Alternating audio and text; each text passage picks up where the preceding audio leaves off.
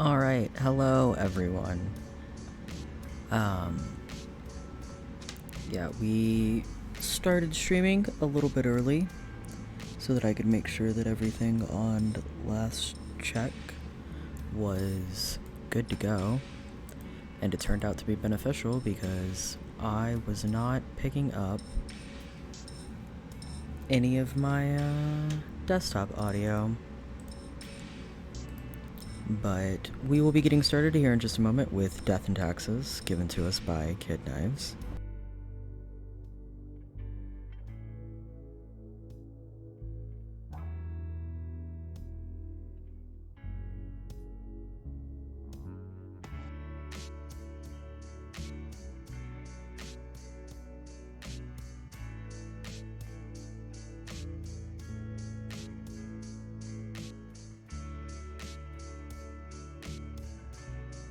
But we are going to get started here shortly. I may have to not bounce, but do a little bit of a very quick intermission because my roommate is just getting home and is bringing me dinner.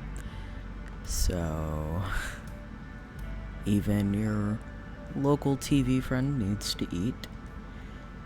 But we are going to go ahead and turn the music down, I think, because the game itself has pretty great music. And we're gonna go ahead and get started. And for anybody who is joining us or didn't get in time to see chat, this is a completely fresh run that I am doing here. And I do actually have a streamer mode enabled, which means that you guys can vote on what we're doing. I don't know what that means, but we will find out together, I think. So this is the start of Death and Taxes.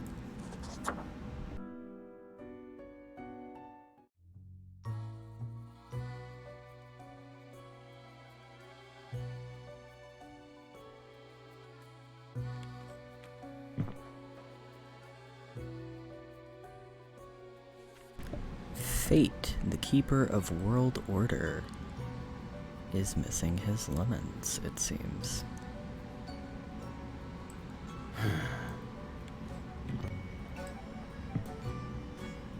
Oh, that's very funny.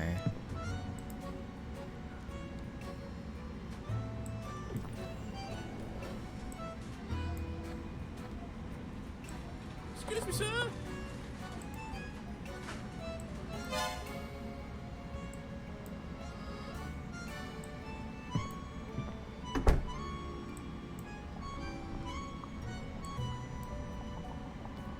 I love the effects on this, actually. Oh, I get to make my own little Grim Reaper. Oh, this is wonderful.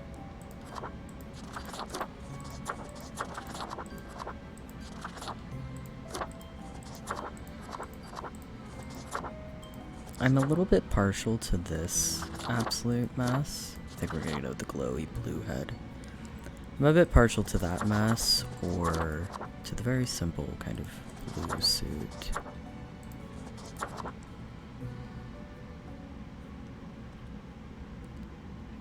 I think we're gonna go with this. Begin the bureaucratic afterlife. Yes. Yes, we will. Finally, the new spawn has awoken. What a momentous day. I am honored to welcome you into our world. Spawn. Hang on. Spawn number 29. We are spawn 29. I am Fate. I am the keeper of world order. Ooh. What am I? You are the Grim Reaper. You are death. That is pretty cool, right? Welcome to your new job as an overseer of Cosmopolis City Subdivision 4, the Sun County Wine Region. I know what you are thinking, and yes, your assignment is choosing humans who have to die. Pretty standard stuff. As it is your first day, try to get to know the system, and do not destroy the world, yes? Gallows humor, you see? Right, yes. Clear? Am I getting paid? Most certainly. The contract stipulates that every death gets a fair salary based on their performance accuracy. Oh, cool. Marking profiles correctly is the most important task. If you mark more or less than necessary, you will not get your fee at all. Oh. Errors in secondary tasks will reduce the total even if the primary task is executed correctly. That seems a little bullshit, but okay. Remember, the fate of the world lies in your hands. Humans march towards the great dying. They always teeter on the precipice, creating endless chaos. We keep humans from falling off. We establish the equilibrium and keep the chaos in check. For that reason, your actions will have consequences. Okay, where do I start? I will show you your workplace right away. Follow me. One more thing. This will be your 7-day evaluation period. When the week is done, you will be assessed. 1 week to show us what you are made of, Reaper. Okay, so this is timed. Do your job. Professional athlete Raven Kershid, 29. Raven is enjoying a moderately successful career as a deadlifter. They have a brother, Ronald, and a child, Mira. In their spare time, they like going hiking and camping. Mira is constantly inspired by Raven's determination and wishes to continue in their footsteps. Pick up the marker of death.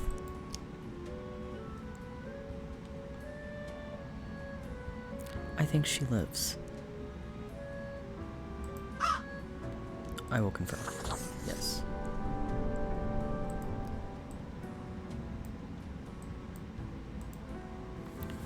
Zara Seal, 38, asteroid hunter. What begun as a constant stargazing as a child turned into a career in astronomy. Zara's main goal is to find asteroids that could potentially hit the planet and alert Asteroid Destroyer Unit, the Asteroid Destroyer Unit in the military. Are they worth it? I think so. I think. She also gets to live. They also get to live. Where do I put these?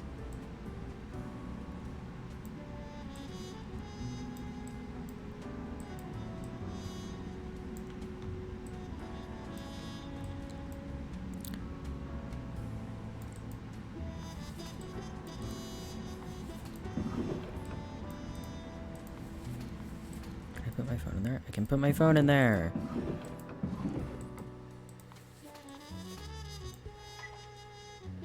Yes.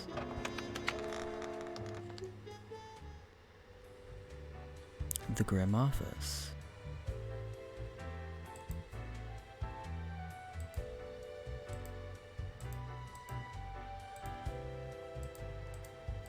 Where do I go?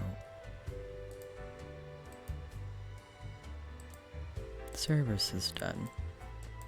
Oh, am I supposed to... What ho, customer! Welcome to Quartermaster Mortimer's Plunder Emporium. As ye may guess, I am Mortimer. The Mortimer. The one you may have heard of. The famous, nay, infamous Quartermaster.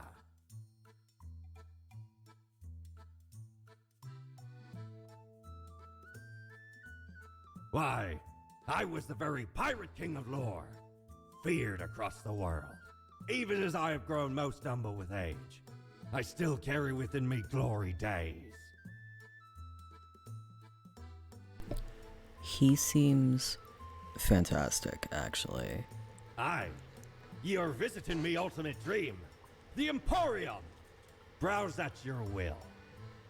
Cool. I have 0 monies. I'm gonna go back to the elevator. Can I go in here? No.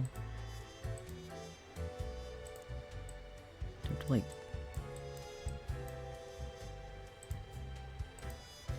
Excuse me? Why is this a clicking minigame? Hello?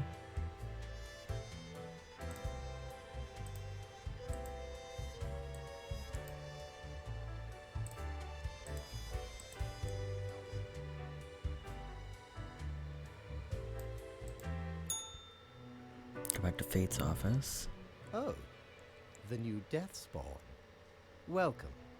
How was your first day? I don't know. Okay, I know it is your first day, but you cannot let everybody live. All our choices have serious consequences, even if you cannot foresee them. That is what I am for. Trust me, and I will guide you. It will be for the benefit of everyone. Okay, my bad. They both seem like good people. I am glad you see the error of your ways. Alas, we cannot undo this mistake. The choices will only get harder from now on. Pay attention to the letter for the guidelines. Understood? I don't understand exactly what I'm supposed to be doing. You are to mark the profiles I send you with the marker of death, choosing who lives and who dies. Afterwards, you fax the files back to me. Any specific daily requirements will be noted in the letter. Not that difficult, yes? There was a letter? I have great hopes for you. Do not disappoint me. Okay, I guess.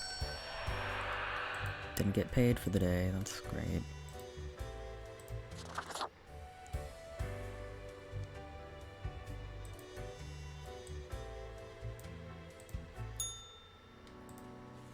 Okay, here we go. Quota for the day. I'll put that in the drawer there. 1 human with an info technology background has to die. Okay. Put the marker over there.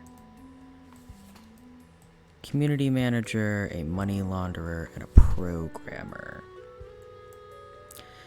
Stellan De Jong is 40 and a programmer. Stellan enjoys hiking, woodworking, and collecting picture frames with stock photos.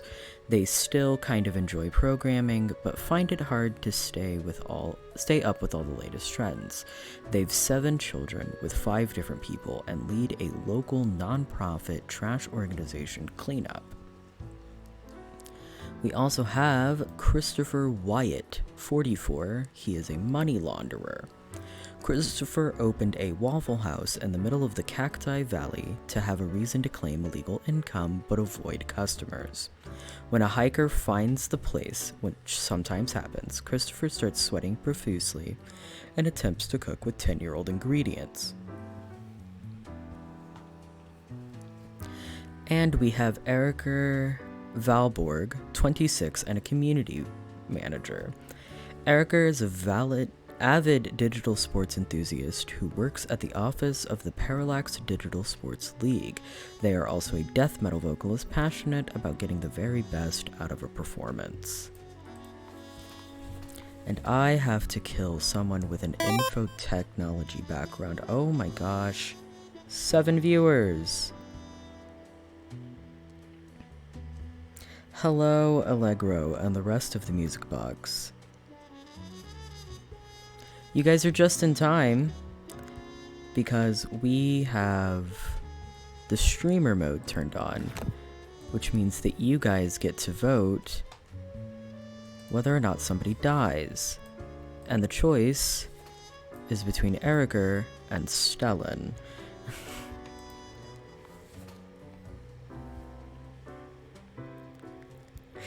Hello, Allegro. I appreciate the raid very much. Okay, we're gonna close that book for now. But my quota for the day is 1 human with an info technology background. And so we have Eriker Valborg, who's a community manager and a digital sports enthusiast. And we have Stellan De Jong, who is a programmer who enjoys hiking, woodworking, and collecting picture frames of stock photos. Stellan here runs a local non-profit trash cleanup organization, and Eriker is a death metal vocalist. There's also Christopher Wyatt, who's a money launderer, but we'll get to him. I have to kill one of these people.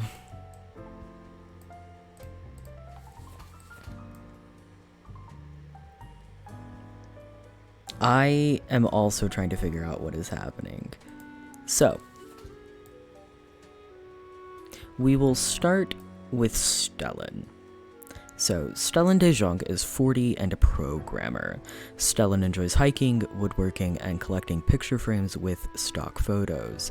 They still kind of enjoy programming, but find it hard to stay up with all the latest trends. They've 7 children with 5 different people and lead a local nonprofit trash cleanup organization. And I might extend this timer, but I'm going to go ahead and open the book now, and you guys can vote exclamation die or exclamation spare for whether or not we kill Stellan.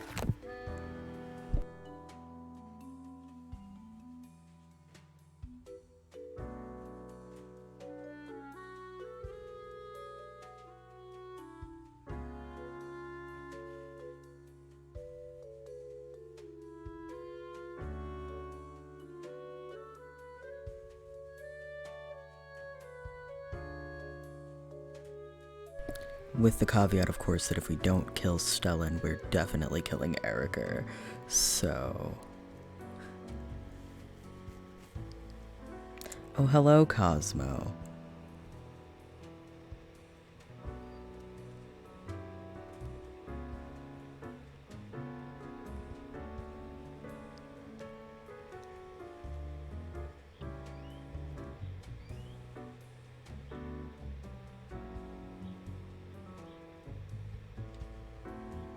Alright.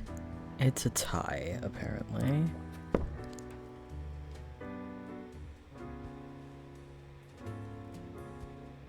Allegro, how would you like to vote for Stellan?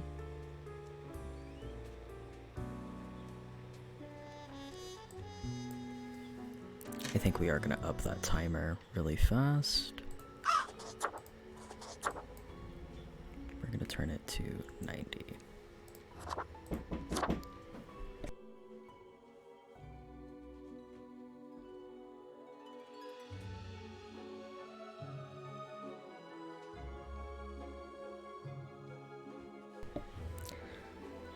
Allegro says, okay.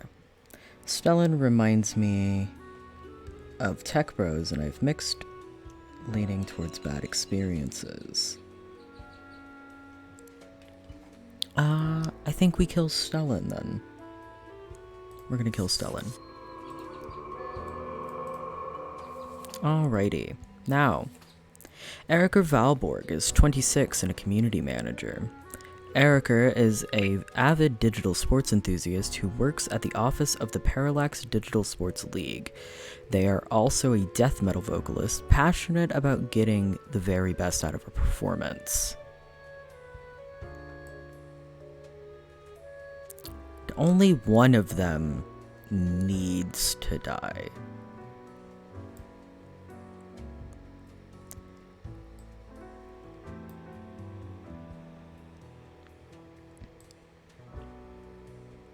It does seem a bit like Papers, Please, but for death.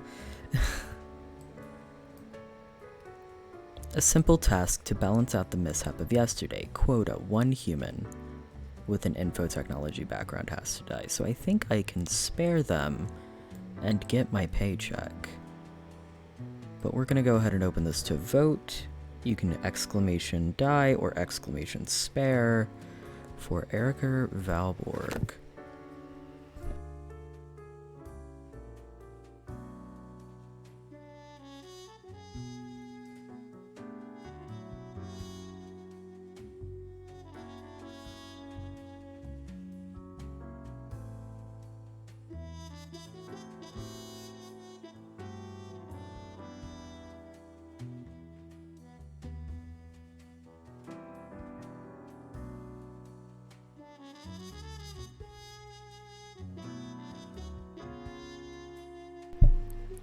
We have Cosmo's vote for spare.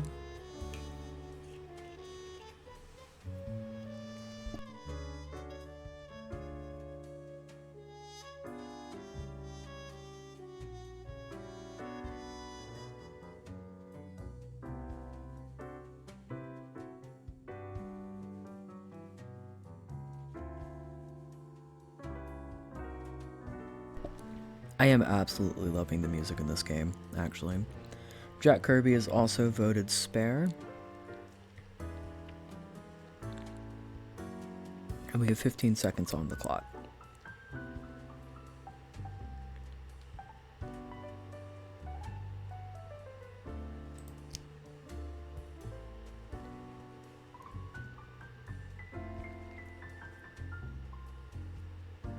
Alright. Live, and live Erica shall. And now we have Christopher Wyatt, who is 44 and a money launderer. Christopher opened a Waffle House in the middle of the Cacti Valley to have a reason to claim a legal income, but avoid customers. When a hiker finds the place, which sometimes happens, Christopher starts sweating profusely and attempts to cook with 10-year-old ingredients. Oh, my vote counter is behind me. I'm so sorry. I'll move it to the other side of the screen.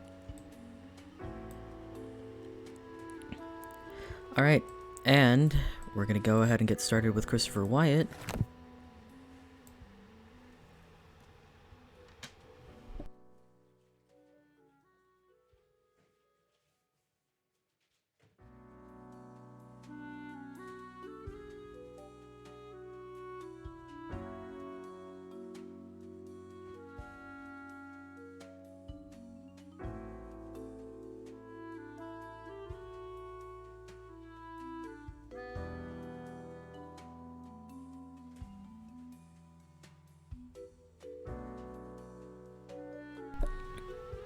EJ says he respects the hustle.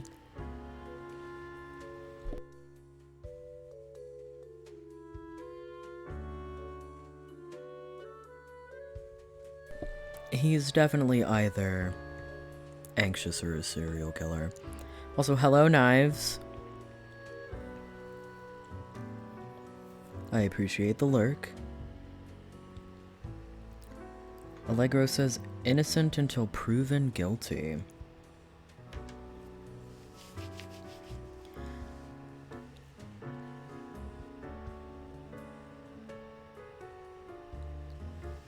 We have 10 seconds left with a 75% vote for sparing him.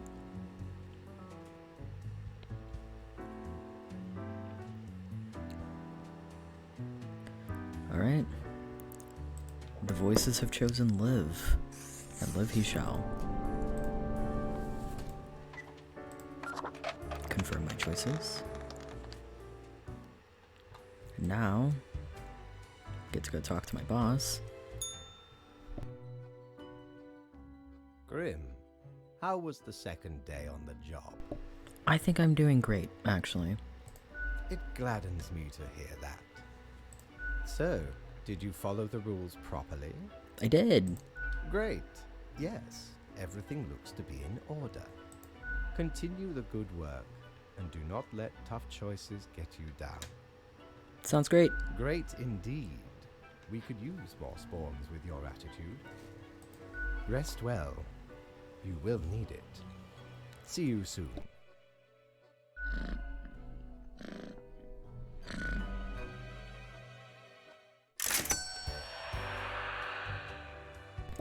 There we go, 300 monies. Can I go buy stuff from this guy? Yes. Jolly Roger! Again ye honor me tiny abode with your visit. What do you have? I only have 300 monies. Well, I can't buy anything from him yet. We'll end the day. And go back to work. Alright. Oh boy, there's a bunch of people now. Okay, we're going to put my money in the drawer here.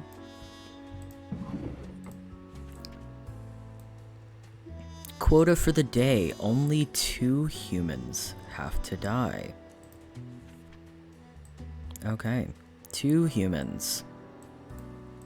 So we will not move the vote counter. And get started with Alex Mahmoud, who is 36 and a prison guard. Alex is no stranger to some good old ultra-violence, taking some ultra bribes and succumbing to some ultra temptations. They also donate regularly to a dog shelter and sometimes work as a volunteer in a soup kitchen. We will read everyone, and then we will go through and decide who lives and dies. Leo Bordropsky, 67, he is a politician. Leo has been in politics for over 40 years, and in that time they've worked hard on relaxing the government's meddling in the real estate market. Although nobody has found proper proof, there have been rumors that Leo has taken many bribes from a number of realtor agencies.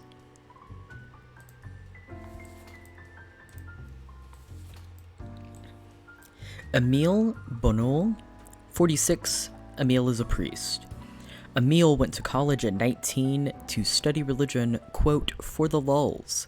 When weighing career options after graduation, they decided to become a priest, again, quote, for the lulz. Some argue their detachment gives them the ability to give good, unbiased advice to troubled souls.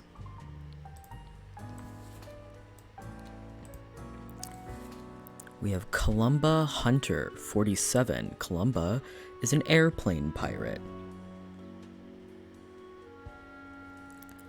Columba is a distinguished war veteran, these days working as a well-regarded passenger airplane pilot. They're happily married with 5 children. As a hobby, Columba is extremely interested in the history of religious buildings.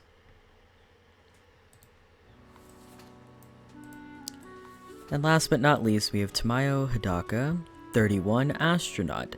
Inspired by playing Space Intruder a lot as a kid, Tamayo decided to join the Earth Defense Unit as an astronaut. A dangerous asteroid has been located for the first time after their training, and they must now land on its surface and blow it up. And we will go ahead and start with Hidaka, knowing that only 2 people have to die here. So we will open the voting now.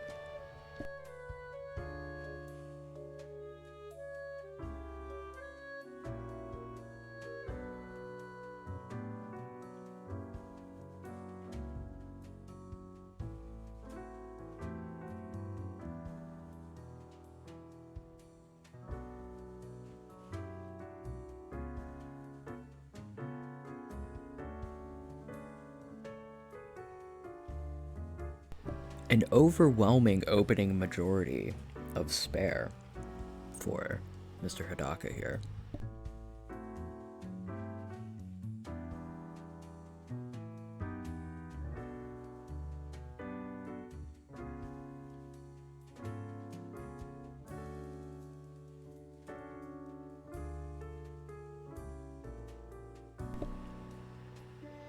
30 seconds left on the clock.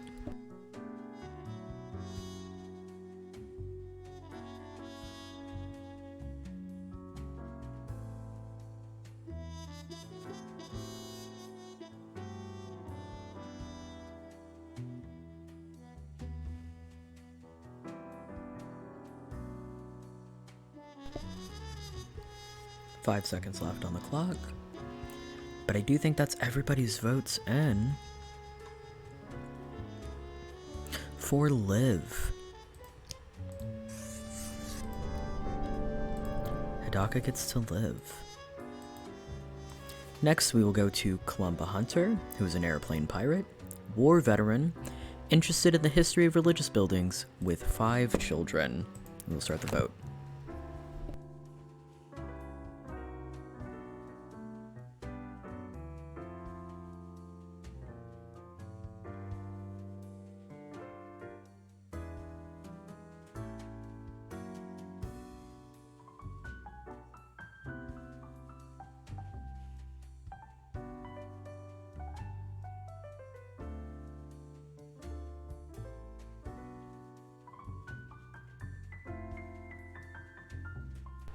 Maybe they would say.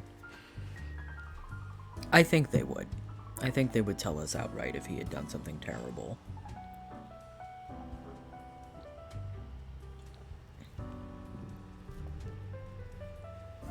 We do have this other guy over here, Alex, who commits ultraviolence, so I feel like they would just say.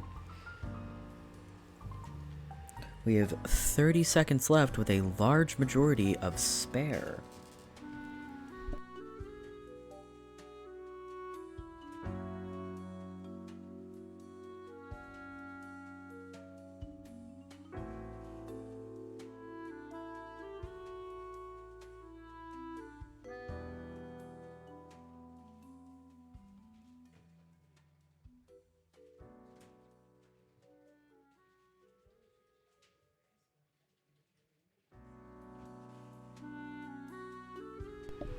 The votes are for Liv.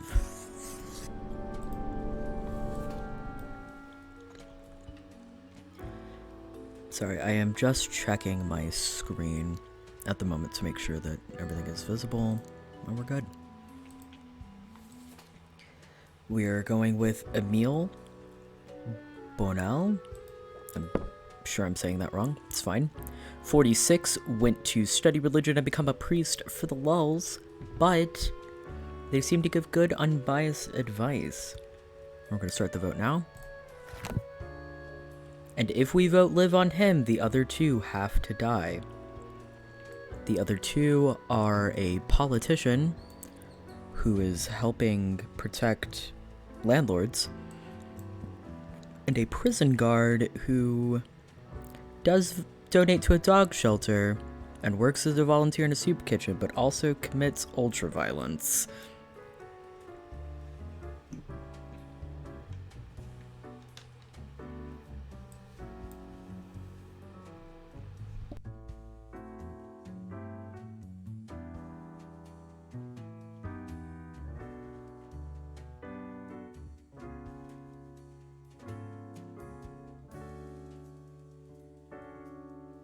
I'm going to close voting early because that is a overwhelming majority of spare. Which means that Leo, our politician landlord apologist, dies. And Alex, our prison guard, soup kitchen worker, ultraviolence, also dies. We're going to finalize that.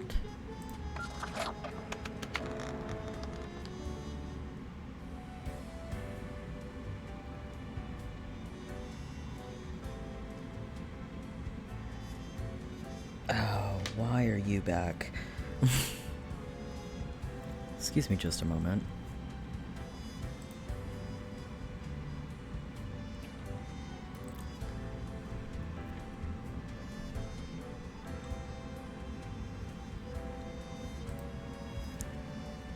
Let me turn the bot off. Sorry.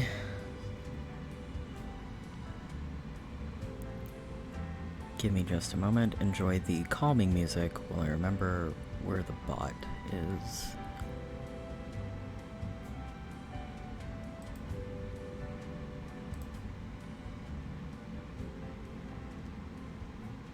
Oh, don't go away, music.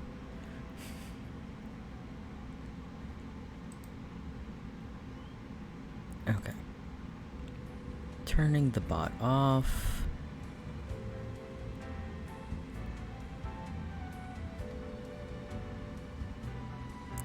Okay, we're turning the bot off for now.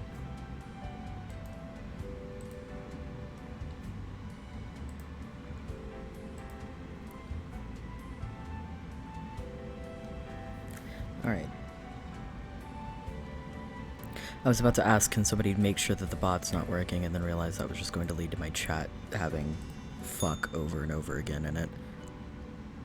Grim, my latest spawn. 3 days you have been with us. How do you feel? I am fine, more or less. Good. One has to focus on their tasks and avoid needless emotionality.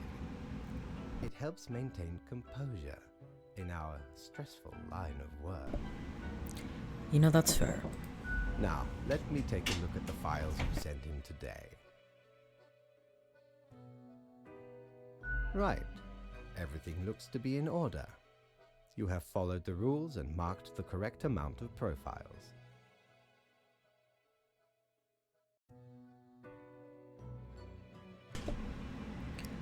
He gives terrible advice.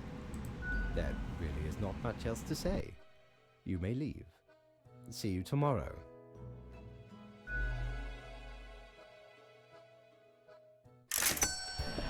More money. Let's go visit the pirate. Pirate. Prepare for a perilous adventure on the ocean of quality merchandise. Why is all of your stuff so expensive? Well.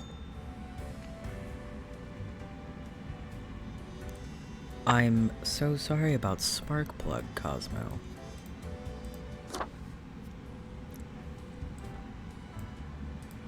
Back to work.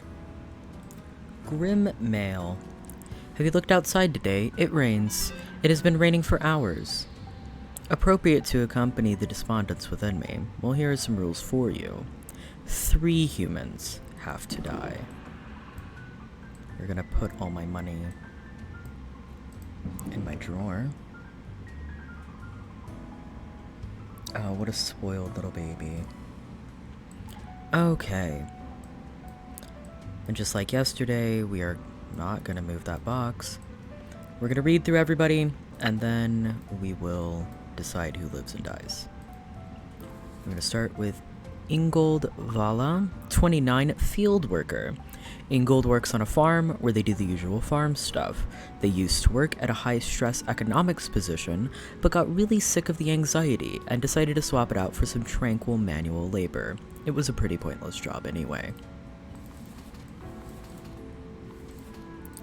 We have Anson Sin. Okay, goodbye, EJ. 22, Sinner. Anson loves to sin and is committed to performing all of the 4 deadly sins daily. They work in a cave outside the city, avoiding law enforcement. We have Keiji Sakai, 66, retired. Keiji made a fortune with their protein bar factory, allowing them to retire early. They decided to use their hard-earned fortune on helping the community, supplying the impoverished regions with free potato plants, and helping them become self-sufficient. Grim, I am watching. You should mark this profile with live. I don't know what happened to 4 of the deadly sins.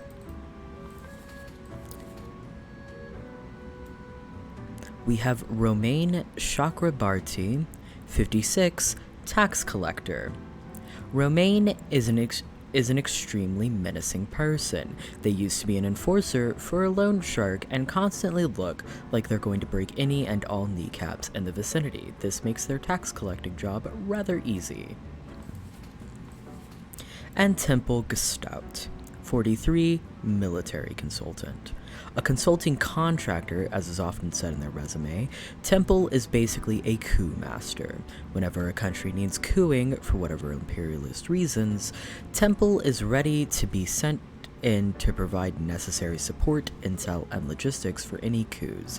They're always happy to work for the highest bidder.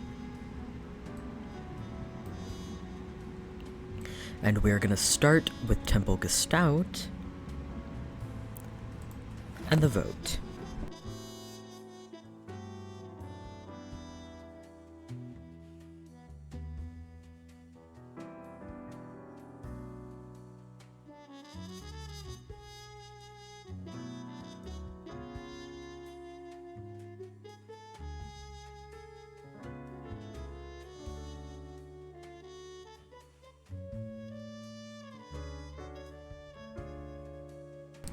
As I do believe my third viewer is Knives lurking, I'm going to close the voting on an 100% die. That is 1 for our death pile and 1 for our live pile. We will go back to Romaine, who is a tax collector and a mean person, and I will open the votes.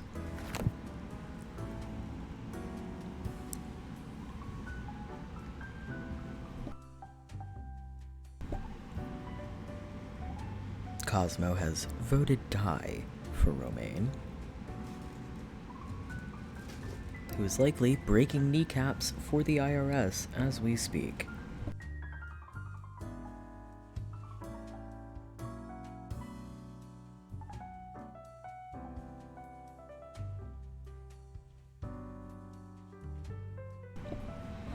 It is a very unfortunate position, I think.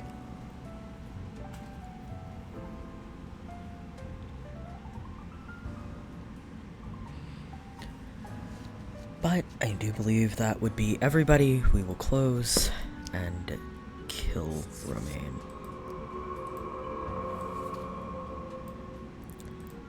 We pick back up with Anson Sin, who is 22 and a sinner, who loves sinning. I will open the votes now.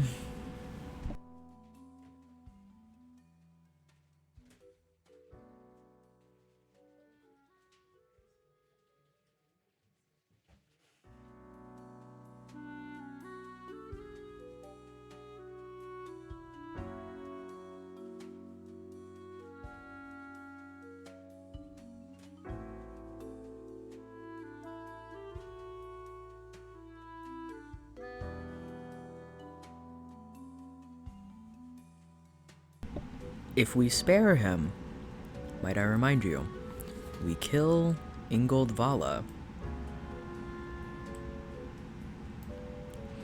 who quit their high-stress economics job to go work in the fields doing farm work.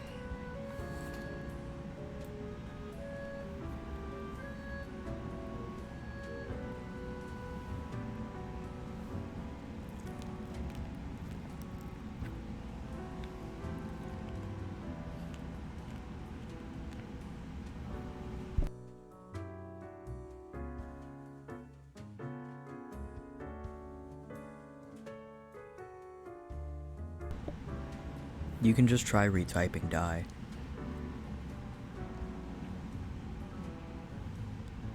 Jack Kirby stands by his vote.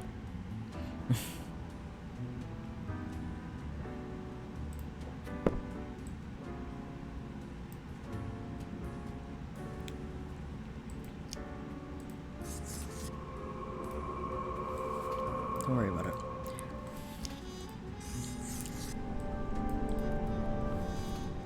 And we're going to fax these off.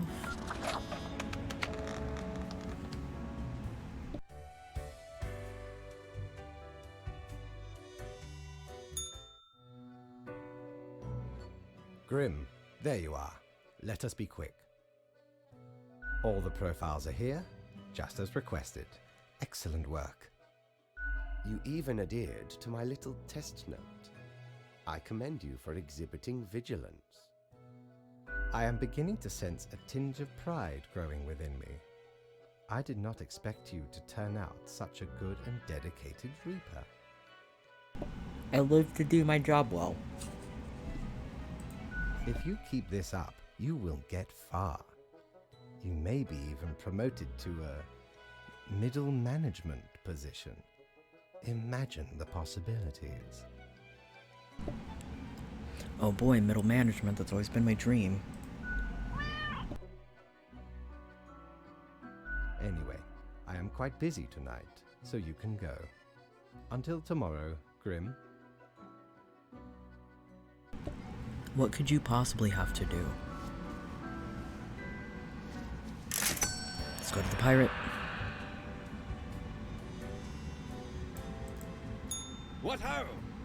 How can me humble and not at all adventurous self assist you today? I can afford this mirror. Ah, Yes. 'tis wondrous marvel.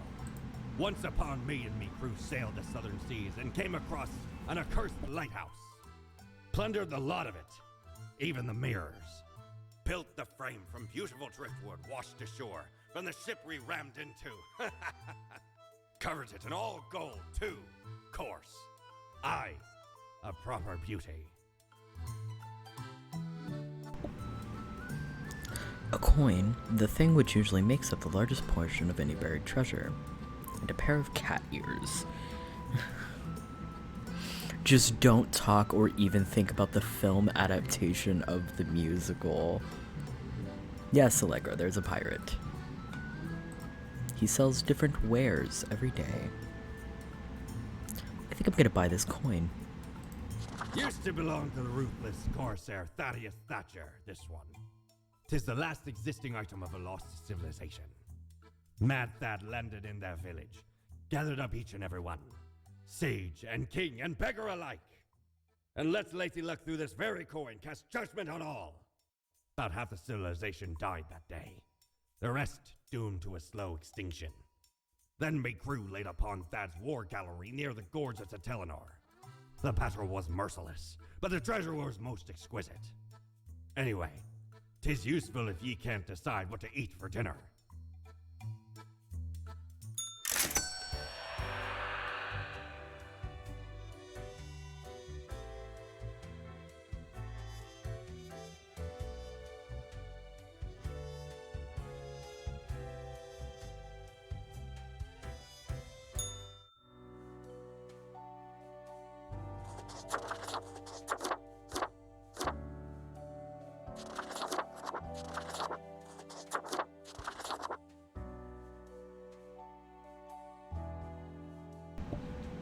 Now that I have a few more people here, though, this is what I currently look like. And I am capable of changing that appearance, if anybody would rather a different suit. I was rather fond of this very simple blue and gray as well. But I adore whatever is happening here. I also like this poltergeist face a lot.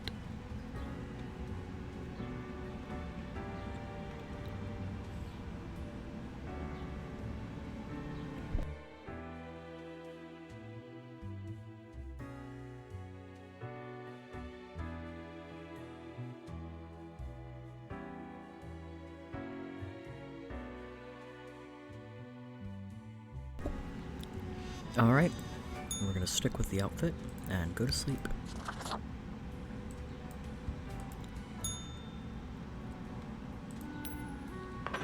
Oh, fun.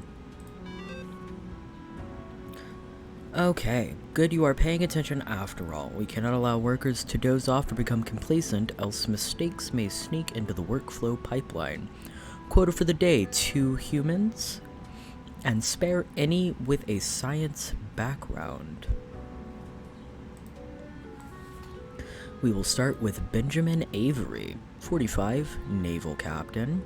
Benjamin, hailing from a long line of Army veterans, decided to join the Navy, much to the chagrin of the rest of their family. Yet soon enough, they found themselves as the altogether responsible and distinguished captain of the massive aircraft carrier called the Audacious.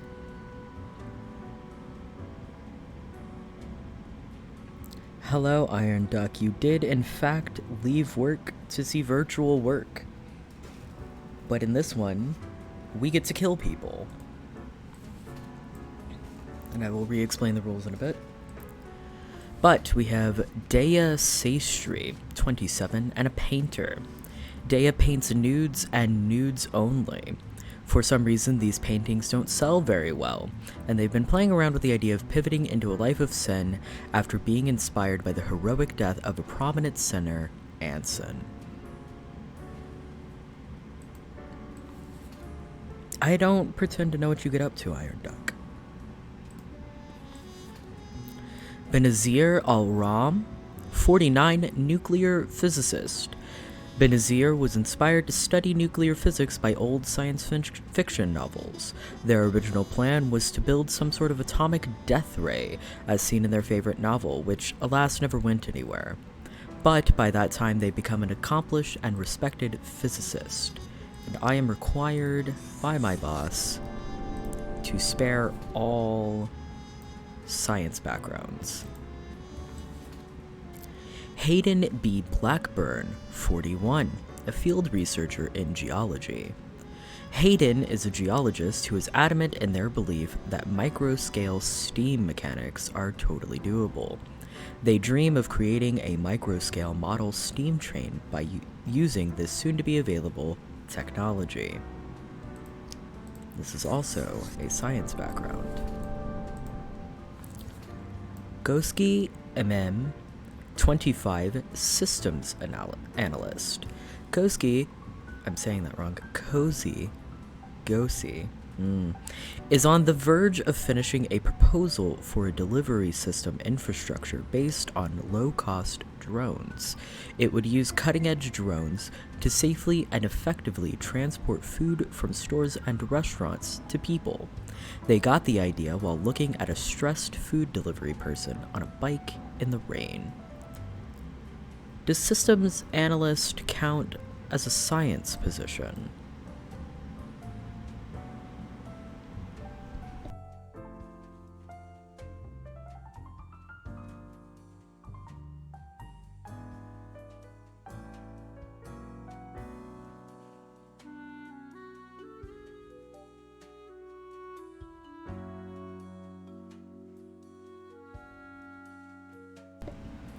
We'll put MM in the pile and take our chances in a minute.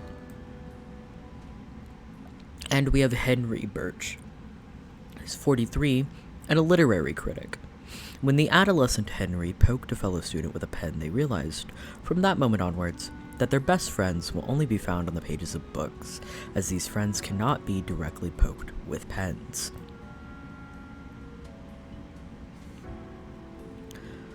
And for Iron Duck, who has just gotten here, once I open... I don't think Henry is good. Once I open the red book over here, you guys can type exclamation spare or exclamation die to vote whether or not the person whose profile I currently have up lives or dies. Remembering that we have a quota of 2 humans and sparing any science backgrounds. Yes.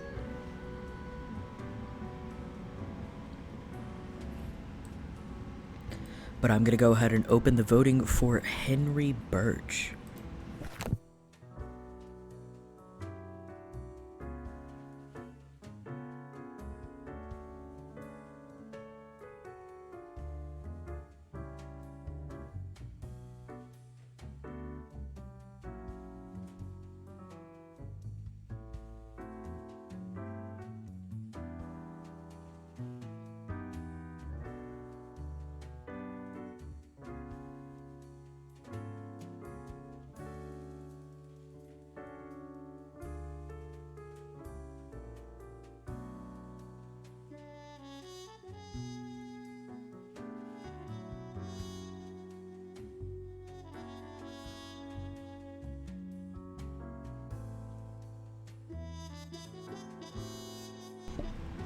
I will be closing votes since that is everybody, and unfortunately, he has been voted to die.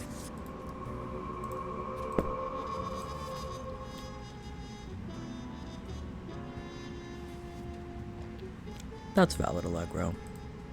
We're going to come back to Benjamin Avery, who hails from a long line of Army vets and decided to join the Navy and is now the distinguished captain of an aircraft carrier called the Audacious.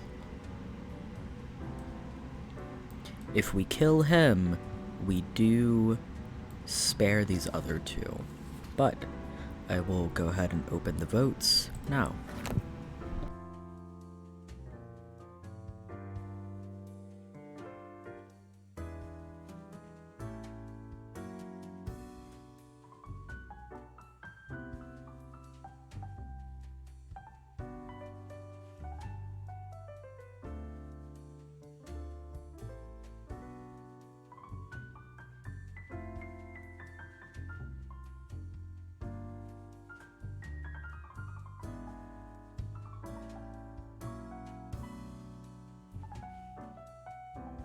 We were told at the beginning of the game that our actions have consequences, Allegro. I think you're completely valid to have anxiety.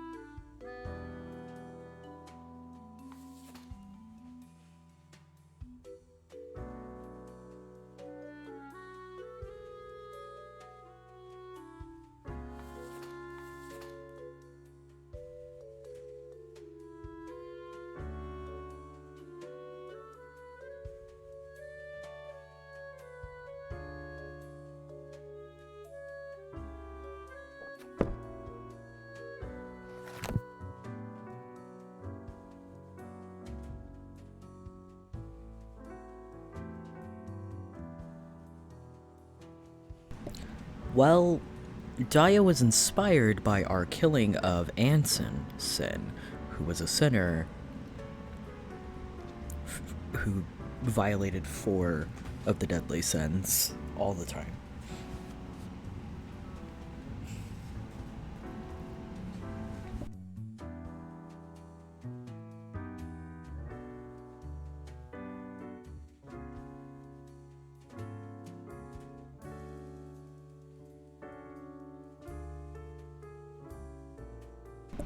Daya is not a science person.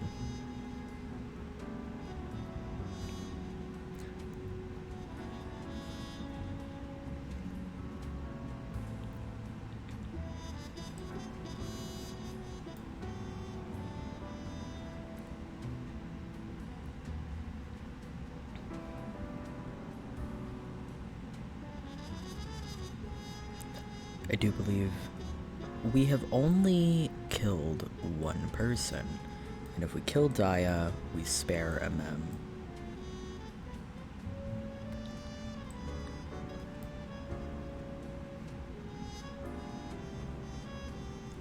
Alright, and the vote is die. Which means we will spare MM, who is trying to do the right thing.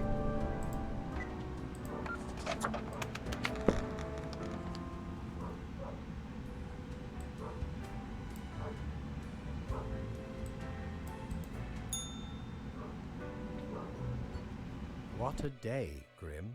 What a day. Let us go over your conduct first. Good. I see the correct amount of profiles. Today seems to be in order. Anyway, Grim, 5 days you have been with us.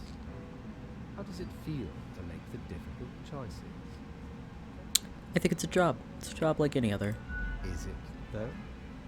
I can almost imagine what a normal, basic, dreadful, everyday job would feel like. It's awful. But think of the humans. Do you think our office is the appropriate way to deal with them? Sure. Your certainty soothes me. Ours is the tradition, and those should not ever change. For that is the meaning of a tradition, yes? He is disturbingly normal. You are correct. This control over all the lives, unbeknownst to the humans. Do you not consider it unethical to make the choices you make?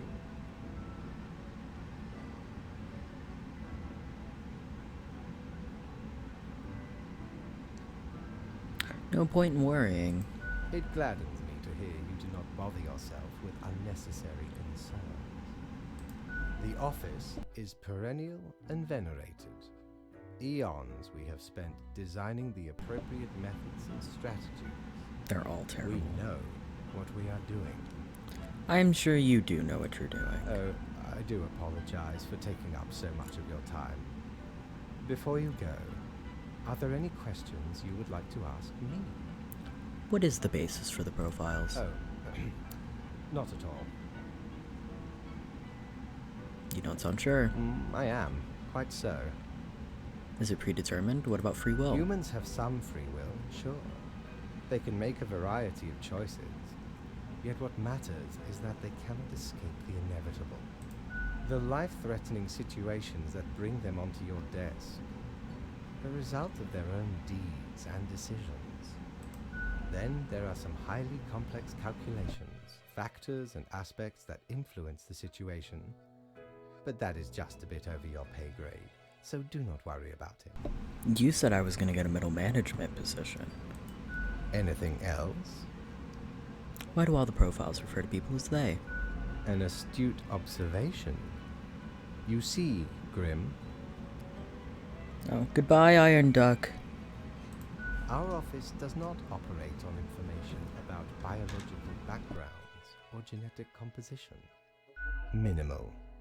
Everyone you assess is simply human, after all, excluding any monumental error in normal procedure.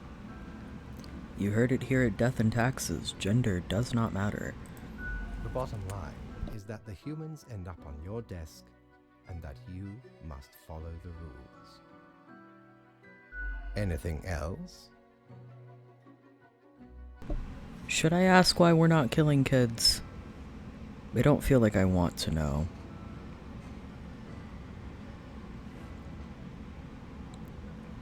But it is a question I am capable of asking. Alright, then no. Right. It has been enlightening. I bid you a good night. See you tomorrow. It is probably something I will click through in my own time and check out, but right now I don't particularly care to know. I'm going back to the pirate. What else do you have? Have ye seen such deals before? 'Tis ye who plunders me.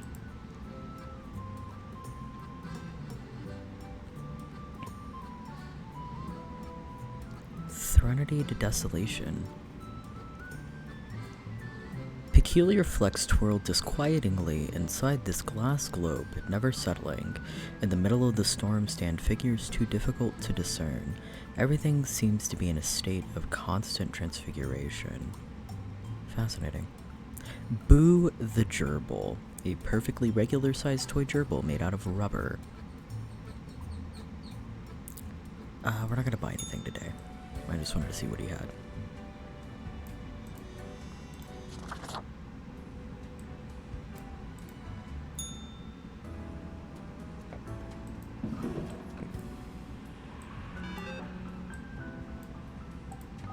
What's on my phone? Oh.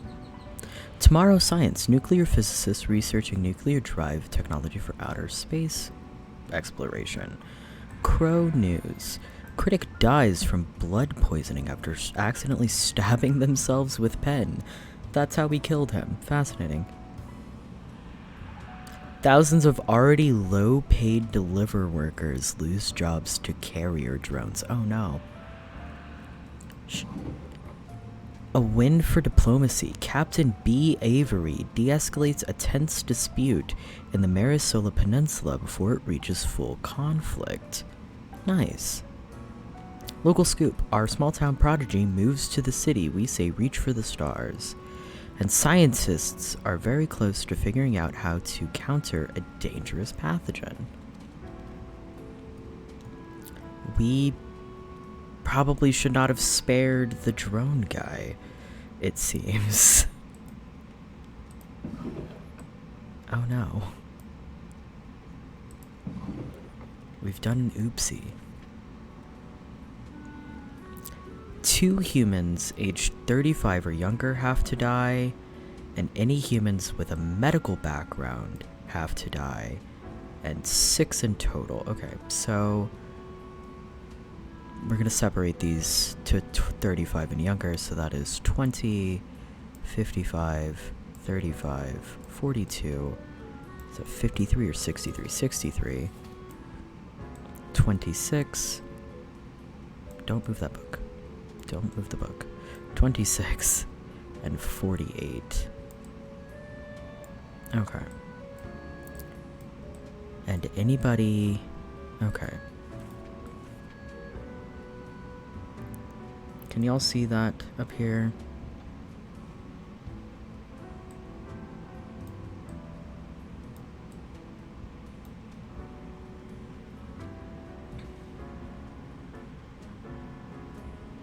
Okay, cool.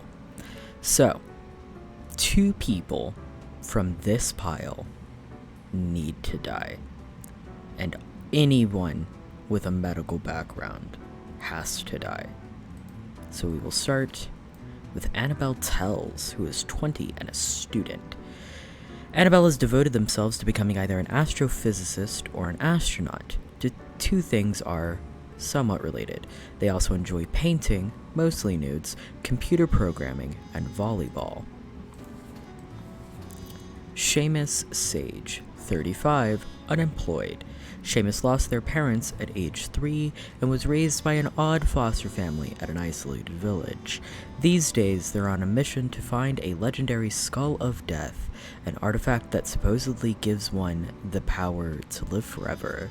I mean, it's pretty doubtful if you have anything to say about it. Florence Oluwa, 26 and an organizer. Florence is one of the central organizers behind canvassing for the re-election of popular politician Baron Sander. When not engaged in political campaigning, Florence enjoys long bike rides and tending to their small garden.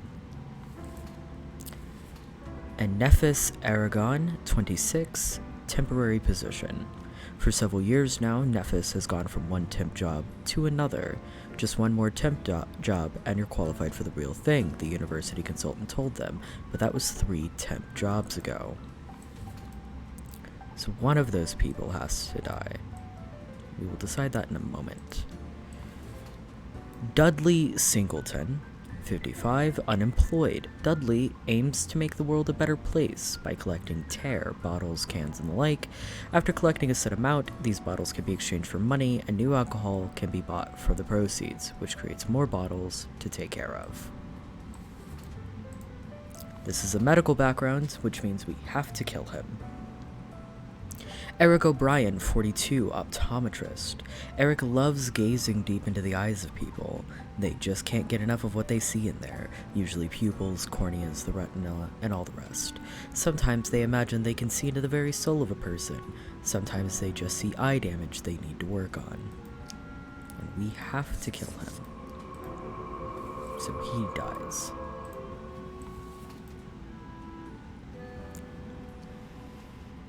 Oren Sewell, 63, bank exec. Oren is a branch manager at Master Bank. currently working on analyzing the positives and negatives of financing the Mount Massive project. They're a fan of trekking on difficult terrain, football, and mega engineering. They dream of having a building named after them. And Ye Hama, 48, immunologist who will also have to die. For the past 15 years, Ye has spent every day working on the windowless concrete bunker, testing various vaccines in order to eradicate some of the deadliest diseases in the world. During off times, they enjoy lengthy bike rides. And I have to kill them. So,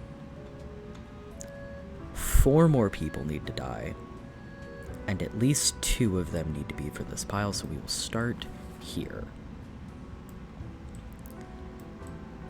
I'm putting those in there. They're in the way.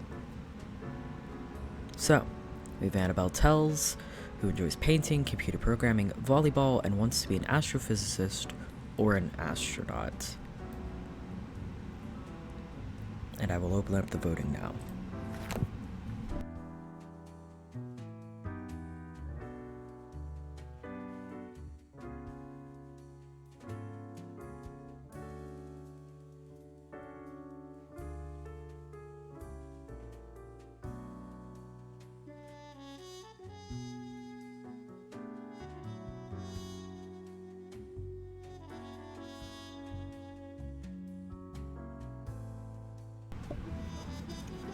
We have to kill at least 2 people from this pile.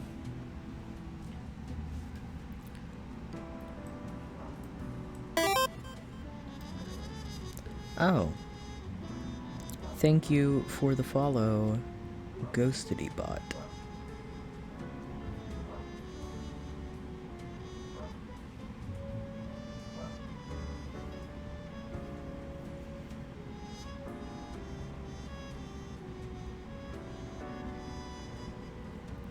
Cosmos voted to spare.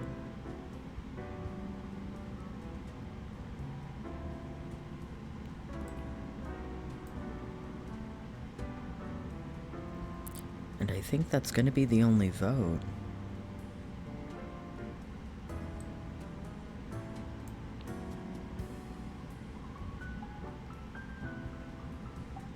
That is going to be the only vote, so Annabelle Tells gets to live. Just gonna shove that up there. Nope. Too far. Put it. We're just gonna shove all the papers in here. Okay. So, we're gonna pick back up with Seamus Sage, who is unemployed and looking to live forever.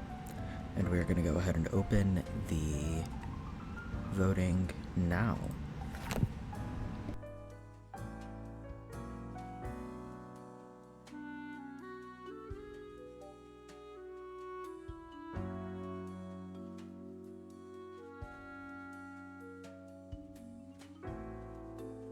Cosmo has voted die.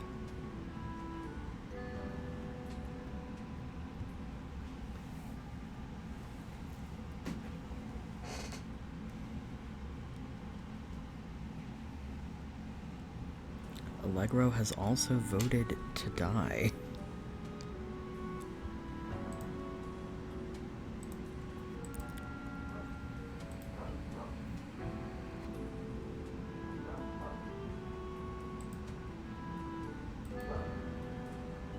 And I do believe that it is just the 2 of you currently voting and active, so we are going to kill Seamus. We have 3 deaths, 1 more needs to be from this pile, and for remembrance sake,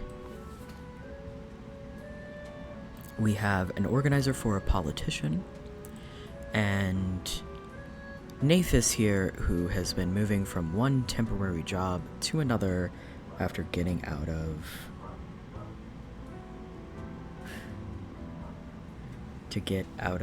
just out of university. So, we will start the voting with Florence. Allegra says, I have lost the ability to understand moral lines, so I may not be voting much after this. Understood.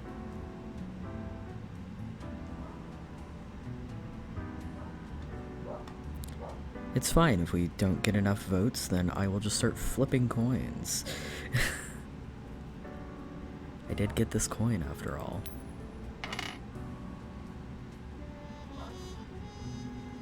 Cosmo did vote die.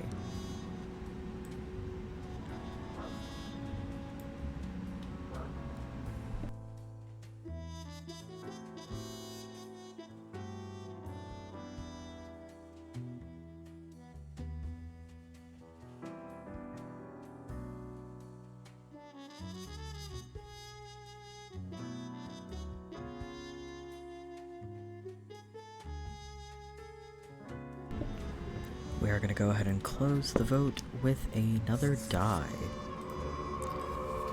So we have hit our quota for the under 35 crowd that needs to die.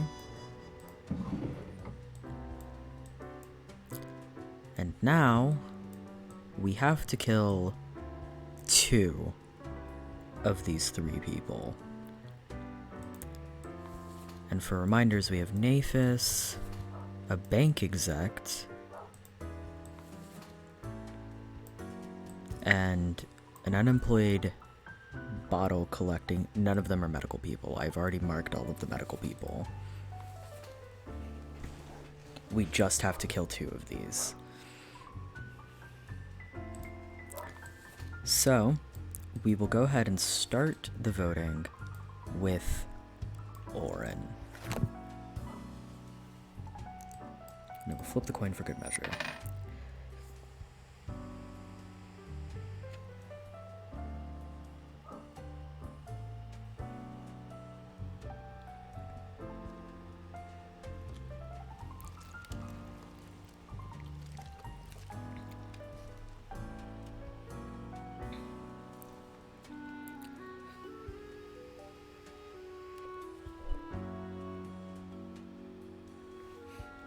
It's fine, Cosmo. I don't think any of us can type.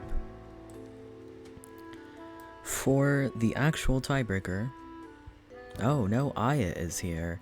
Hello, Aya. Aya was our tiebreaker and has voted die. So we are killing Oren.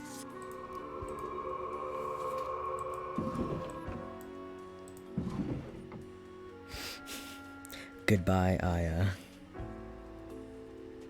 Thank you. Okay, so one of these... Oh yes, Aya is having a community night in their Discord server. But one of these people has to live, and one of them has to die. So, we will start with Naphis,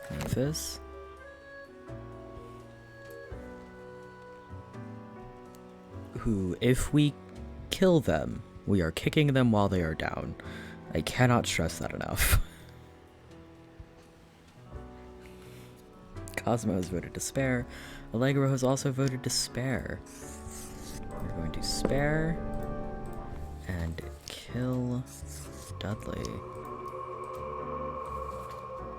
Okay, 6 humans, medical backgrounds, 2 35 or younger. I think we're good to go.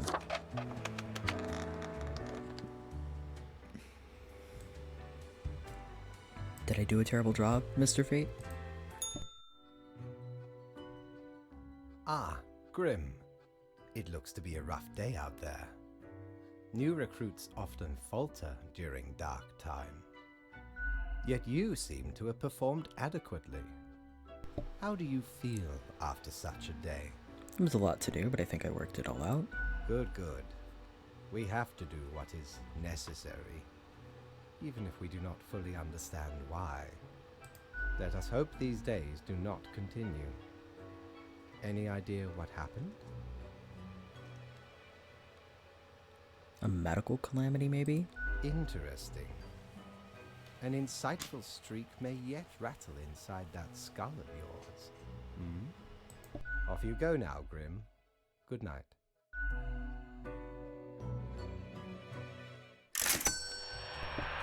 I really only got paid $300 for the 300 monies. Oh, the bar.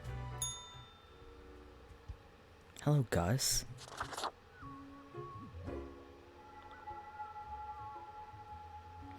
The air is eerily cold, as if frozen in place, too scared to move an inch. Hello. What do you want? I'm a new Grim, number 29. What's up? A fresh-faced lemon head. Exactly what I wanted to see today. Hey now, Gus, play nice. Well, seems I'm stuck with you now. You want to ask questions or something? What do you do here? I'm the janitor. I clean up the damn mess you make. What do you mean? Liquor, spirits, booze, firewater, rock gut. You're daft or something. I might be a little bit daft. Ever looked in the mirror or thought about the clientele of this place? No. Where do you think the drink goes? None of you have a stomach. Anything you consume falls through the rib cage straight to the floor. I was wondering why the floor was sticky. Pretty gross, right? A gift to the world from all you pompous reapers. Or could be at least a little more considerate. I appreciate you. Gee, thanks. Something else you wanted? What can you tell me about the barkeep? Sorry, they're hella cool. Why, thank you. You're nothing but a sweetheart, ain't ya? Ah, shucks. You're the only one who truly treats Gus with respect. How do you clean, anyway? Simple. I float around and I possess stuff and make the stuff float into the trash bin. That is hilarious. Like dust, for example. One dust particle at a time. Or the drinks. One droplet at a time. Isn't that really tedious? Maybe a bit tedious, yeah. As if the highest management ever gave any thought to us lowly drones. We're all nameless custodians and spawns to them, literally. I've got a name. Do you really? Or are you just another number in a long line of numbers, Something else you wanted? Who were you before? What's that supposed to mean? You know, what human were you? Why does everyone think ghosts are dead humans? So you're not human? Of course not! No! Ghosts aren't mere residue, a relic of humans, animals, or whatever other entities. We're just ghosts. We're beings unto ourselves. Oh, I am the ghost of a ghost. how does that work? How do you think? I ghosted around a long while, doing my ghost business, and then one day, I died. I know what you're thinking now, and yeah, there is a ghost apartment. Northeasterly direction down on floor 133. Not too busy over at Geisthold, though. Ghosts don't die that often. Comes with the territory. Something else you wanted? Yeah, I gotta get back to work anyway. He was delightful.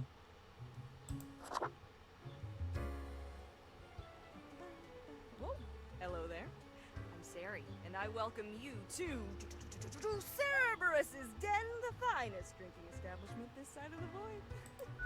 Sure as heck haven't seen you before. You must be brand new. I am brand new. Just dapper like the river Acheron. The outfit screams vintage.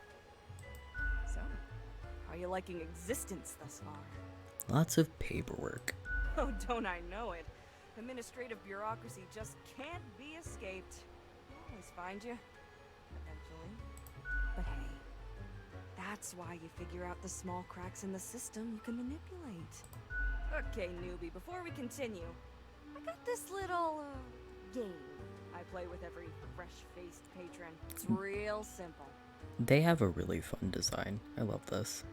All you gotta do is answer a series of questions, and I'll craft a personalized drink inspired by what you said. It's like a quiz. I love quizzes. Right, the gist. I'll describe some sort of an odd situation, and you answer how you'd react. I usually do 4 questions, and nothing else to it. Oh my god, it's a personality quiz. Let's go. Here we go. Prepare for question number 1. You find yourself in front of a very difficult situation. Moments after having made a choice, you realize you made a grievous error. Regrets now gnaw at you for this poor decision. There are a few options for proceeding. I don't make mistakes. Time for question number 2. You behold 2 doors. One planed and old, the other forged of gold. The old one seems to imply disgrace and shame. The golden door cries of nobility and grandeur. It's up to your brave soul to make the first choice. Which door will you enter? The old one. Next up, question 3. Almost there. On a stroll around the local forest, you happen upon an unfamiliar animal. Their leg is trapped in a devious trap and is bleeding profusely. The beast will likely not survive for long. How will you react? Mercy kill. Alright, final stretch. As I said, 4 is all anyone ever needs, right? Your friends got in deep trouble with the boss of a local criminal organization. Now a team of brutes are coming for you all. If you work together, you may be able to figure out this situation. What will you do? This game does enjoy the number 4. I will assist my friends in achieving an optimal outcome. We got it. Let me just calculate the results. We'll take a moment. Leans to stability, prone to conformity. I've got the appropriate concoction in mind. Start off with a nice mixture: 4 centiliters of gin, 1 centiliter of elderflower liqueur, 1 centiliter of sugar syrup, 2 deciliters of club soda. What is a centiliter? Splash in some lime juice concentrate, add several slices of well-smashed cucumber, and some cubed ice. Nice. The quiz tells no lie. I think a suitable name would be Borehole. First one's on the house. The drink, smooth waves rolling onto the coast, then receding, gradually. A constant rhythm of symmetrical alternation, grinding off the edges. The taste recalls a harmonious interplay of physical forces soothing a turbulent soul, until all that's left is a polished plane of alabaster. It's almost a death-changing experience. It's fairly decent. Heck, an understatement of the century! Now what else can I get you? What's your take on the janitor? You've been chatting to our spooky one, eh? Don't mind the grump, it's a ghost thing. Gus especially has a pretty dang irascible nature, but there's a layer of performance to it. In truth, they've been hella helpful around the den throughout the ages, and I'm grateful for that. Besides, the office itself couldn't operate without Gus and company. What else you got in mind? Tip jar's pretty neat. Oh, thanks. Mortimer found the original oinker on an excursion to the Shrouded Zones. It's a bit of a hassle, though. Keeps multiplying all the time. So take your eye off for a second and bam, tiny piglets everywhere. Go on, take one. Just make sure you feed it with some coins once in a while. Who else works in the office? Heck, were I able to count and name all the folks? Likely haven't fully realized the size of this place. You've got you Reapers in all the myriad departments, the Custodian Legion, the weariless data grinders of the Calculatorium, the Abysmal Archive with its archivists. Cadaver Resources, they're just plain odd, but someone's got to deal with the internal issues. Cadaver resources. Middle management, nobody knows what they actually do. Higher management, but they don't visit us, basically ever. Same with Fate. Many of the regular workers come by the den though, so keep your eyes and ears open. What else you got in mind? I'll be going now. Au revoir, Lil Reaper. Delightful. Grim Day. Crow Patrol. Fallen Murders. Thinking with Mortals. Fate is a Lie. The employee of the month is Reaper 667. Quartermaster Mortimer's Plunder Exporium. Alright, I'm gonna leave. Good patron, me ship of goods is at your service.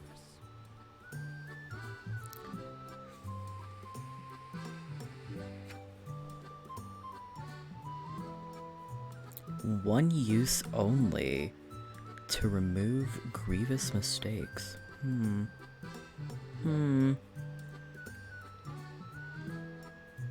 No. No, I think we sit well with our decisions.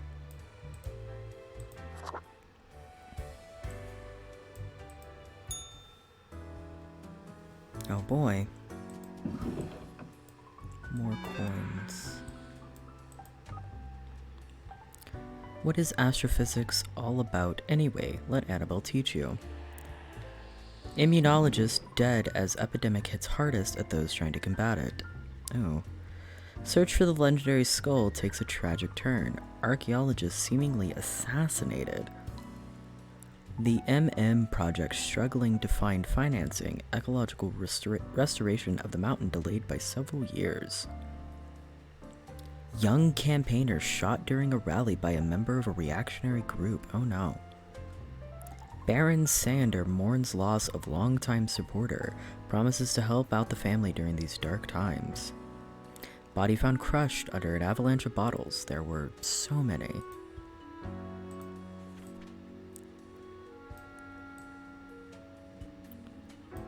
Two humans have to die, and we spare any humans who seem helpful against the troubles. Oh boy. Just 2 deaths, though. That's not that bad. We've had worse days. We have Beverly Benaraj, 45, curator. Modern art. Is there anything more exciting and confusing at the same time? Sometimes it feels as if the artists are deliberately crafting outrageous works to attract people into galleries to badmouth these pieces, so it seems to Beverly. Yet, they have an amazing eye for curating. We have Erwin Radebauer, 35, adult caregiver. Erwin went into the caregiver business when they ran out of things to do. In truth, they have very little care to give and are very sloppy at their job, mostly trying to con the elderly into giving them money or having them buy fake insurance. We have Anna von Wolfenstein, 48, judge. Anna has worked as a judge for 20 years and loves their job very much. Not so much because of the bringing of justice, but because of the political power the position brings, and Anna likes having power and influence a little bit too much. We have Satsumi Fisher, 35, trainer. Satsumi is an ostrich jockey trainer, having been an ostrich jockey themselves until an ostrich kick ended their career. They know what it takes to make it in the brutal world of ostrich riding. After retiring, they see the birds as nothing more than a means to an end, and as such, they run an ostrich fighting ring on the side. That is terrifying. Kiana Wandersong, 19, cut purse. Kiana enjoys being a mischievous thief. When not snatching small, largely frivolous items, they sing loudly at every person they meet. They found this the best way of solving problems.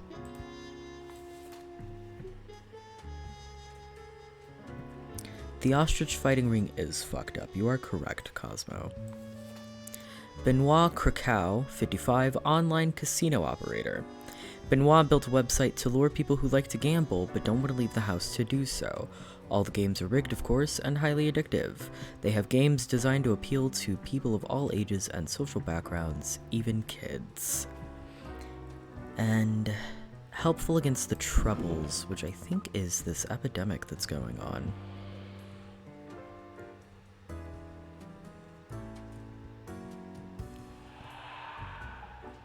So, only 2 people have to die today.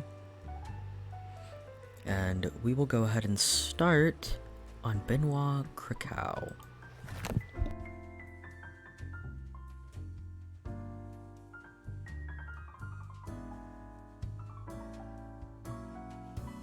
The guy who cons old people should absolutely die. You are correct. Where is he? Right there. We're gonna go ahead and just... I don't like him. So, only one of these people needs to die.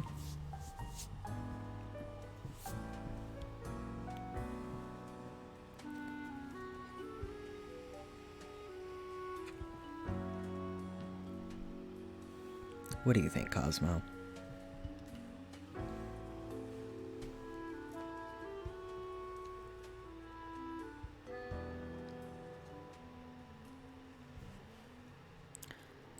Ostrich Jockey does kind of suck. Especially with the fighting ring. The cut purse is a little rough, but I don't think it's Ostrich Fighting Ring rough. I don't think Wolfenstein is either.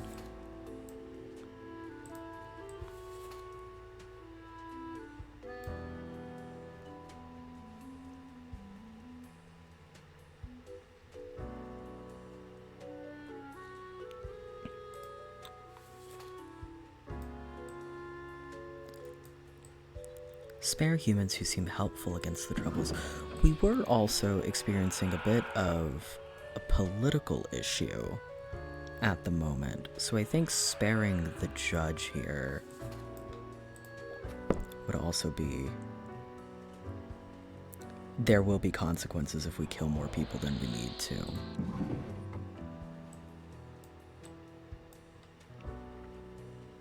Yeah.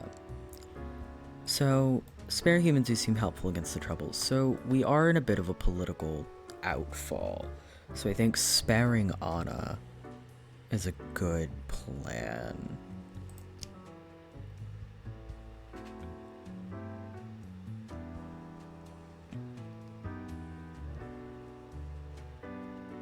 Okay. So we'll spare Anna. And then... Okay. Modern art. I don't think they've done... I don't think Anna's done anything particularly heinous, so we're gonna let Anna live. Okay. Yeah, no. So we have Ostrich Fighter, a cut purse, and EA Games. Only one of them has to die. Only one of them can die. Let's see. Pull up my phone again.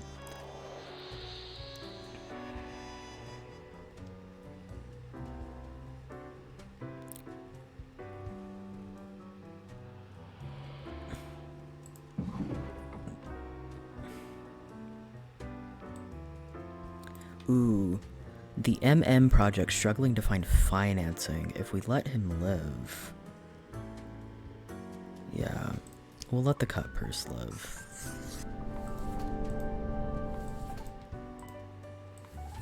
But I think if we let him live...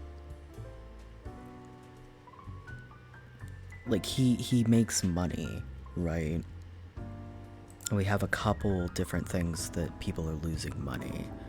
So I think we have to kill Satsumi.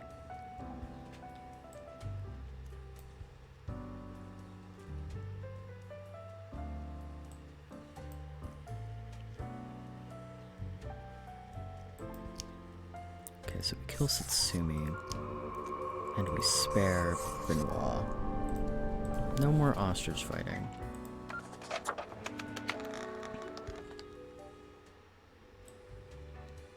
Let's see if I made a grievous error.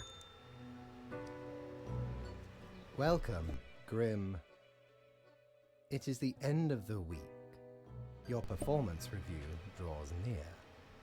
How do you think you have been doing? I think I've managed to follow the rules. Interesting. Yes, your answer has been recorded for the psych eval. Now then, before the assessment, let us look over your daily conduct. I haven't done anything wrong.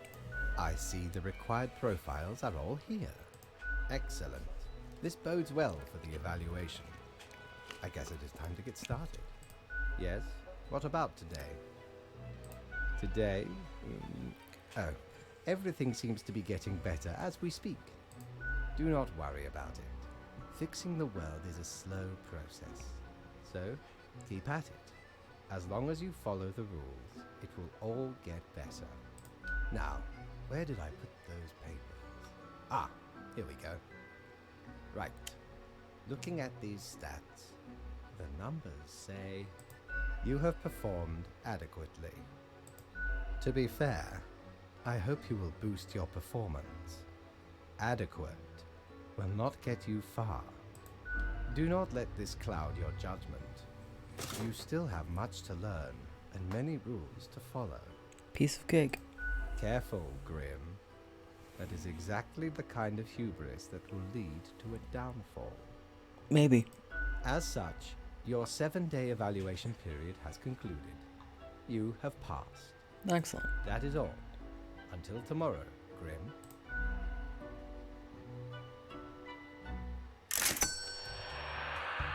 Excellent. Mortimer. Need ye cures for ailments or a trinket to ward off a curse? What is this?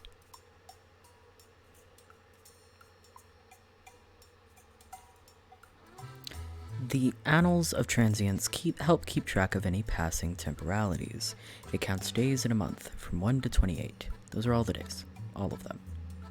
We're gonna get this. This is... Blimey, we scoured nigh every inch for this calendar. Alas, mayhaps we raided too many merchantmen for it. 'Cause turns out, it weren't even on a ship.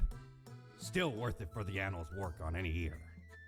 Filled to the brim with arcane squiggles and short omens between the numbers. And in the footnotes. Also includes the major holidays of 100 different civilizations and all the name days.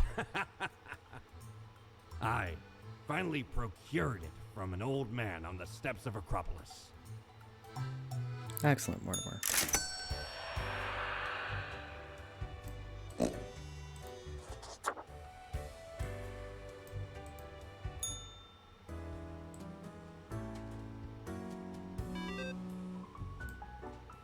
Okay, so there's more stuff on my phone. An uncompromising artistic vision, Vanagloria, now open at the local Museum of Modern Art. Ostrich fighting ring sees. Judge rules to allow a severely ill environmentalist to die peacefully. Government slow to react to rise of gambling hidden as online gaming. Many families fall in debt. Oh no.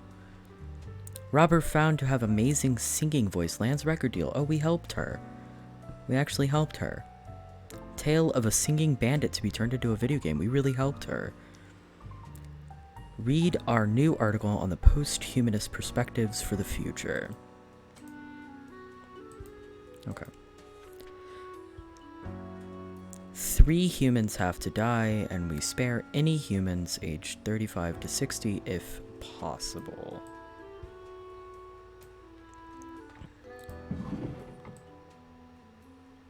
Okay. So, first, he is outside our age range, so we do not have to spare him if we don't want to. We have Mashigi Onilonzo, 66, engineer musician, part-time scholar, part-time engineer, and part-time musician who delights in building their own musical instruments out of scrap and spare parts. Elias Collin, 39, screenwriter novelist. Oh, hello! A raid! Hello, Knives. Hello, everyone Knives has brought with them. Hello, Lost Locust. It's good to see you. Welcome, welcome. We are playing some Death and Taxes. Of course, this game was provided to me by Knives. So I'm glad to see Knives here to watch me play through some of this game. This is my first time ever playing it. I had no idea what this game was getting into it.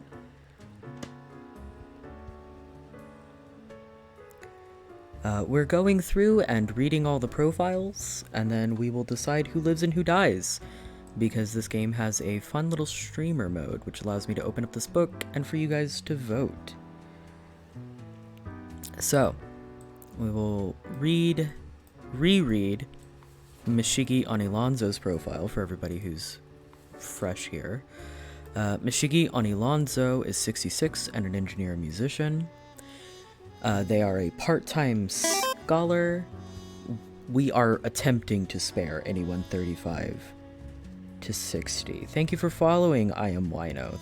Welcome to the viewer list. They are a part-time scholar, part-time engineer, and part-time musician who builds their own musical instruments out of scrap and spare parts. We have Elias Callan, 39, screenwriter novelist. Elias talks a lot and really fast when not eating tasty fried chicken. They have a tendency to start singing all of a sudden, mostly on wildly inopportune moments. They work as a screenwriter for TV, just published a children's book, and are a member of a podcast about bad films.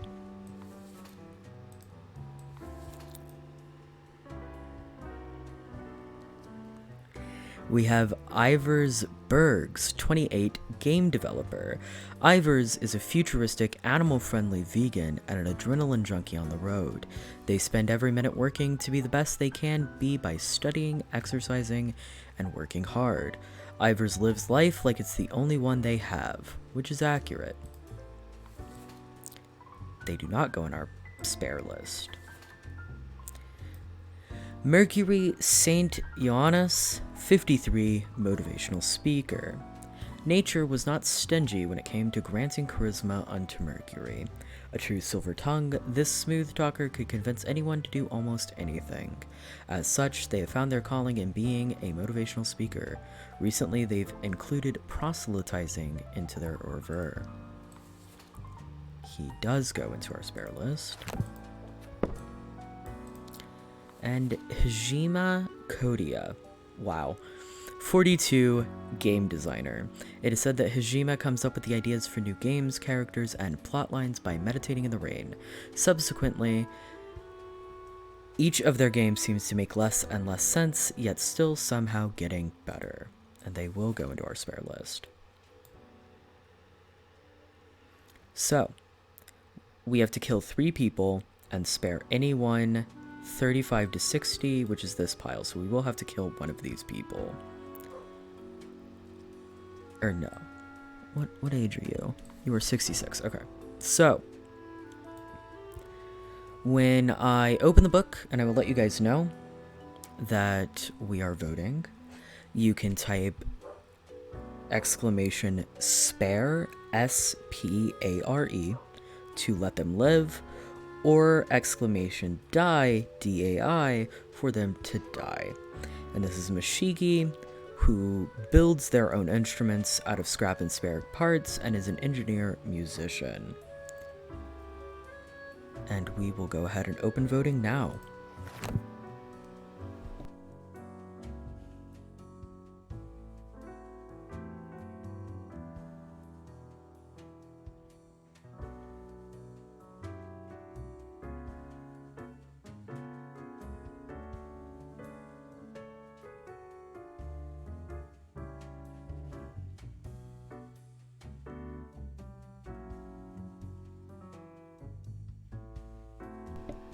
Currently an overwhelming majority for die. I don't know why y'all want to kill this engineer so badly. I mean, I know why. It's because we can't kill 3 of them.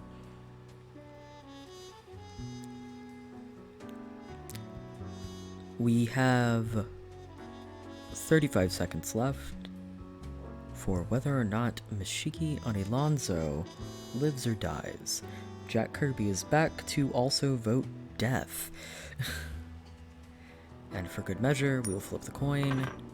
The coin also says death.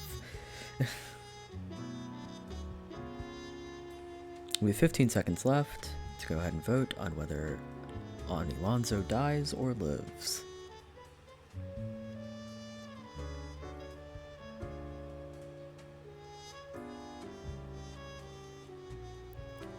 that is an overwhelming majority for death.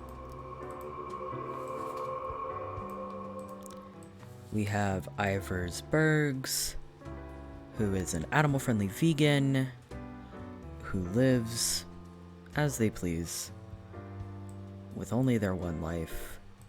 And I will be opening voting for whether or not they live or die now. None of these people are exceedingly terrible, which is awful.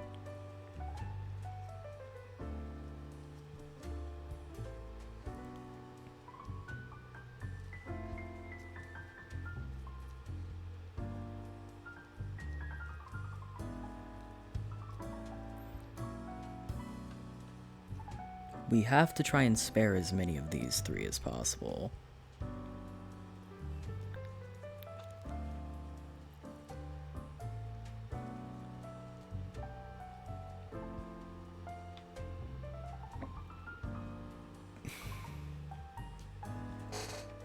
We have about 45 seconds left on whether or not Iversbergs lives or dies.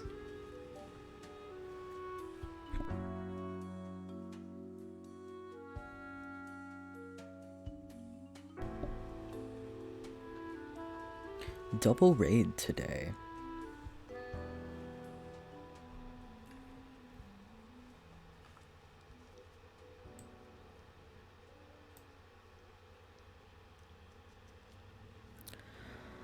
Alright, 15 seconds left. We're gonna flip the coin. Maybe. Coin also says die.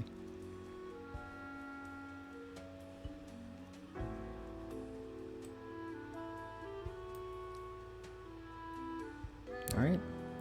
The coin said die, so he dies. Alright. We have Elias Collin, who talks a lot and very fast and sings randomly. They're a screenwriter, write children's books, and have made a podcast about bad films, and it's probably not Stephen King. So we will go ahead and open the votes now for whether Elias Callan lives or dies. And remember, we can only kill one more person. That is an overwhelming majority for spare. You were not too early, Cosmo.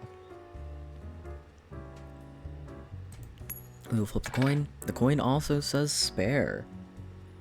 We'll give people a few more moments to try and cast their votes in.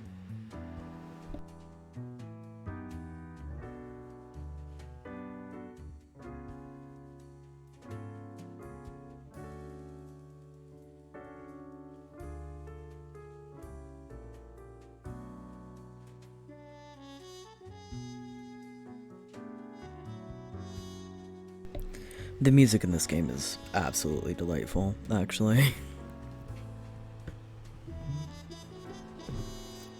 Jack Kirby says, spare, please. We have 25 seconds left.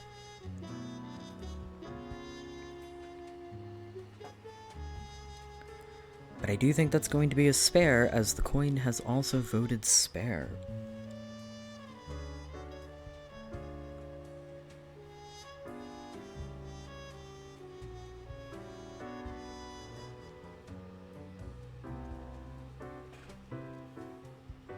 Alright, that is live for totally not Stephen King.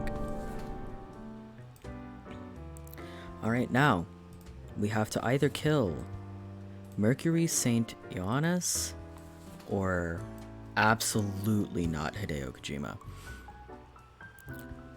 So, we're going to start the voting with Mercury, and I'm going to open that now.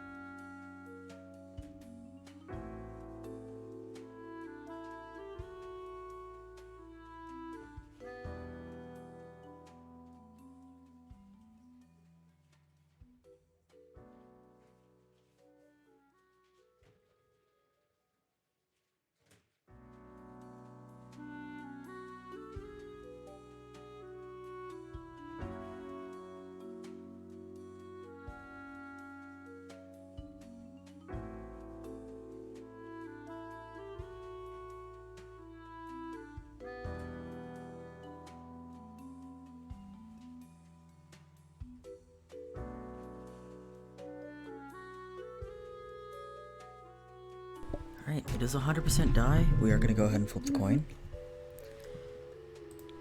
Just to see. The coin says live, but unfortunately that is 3 dies. Which means we are sparing Hajime Kodeya.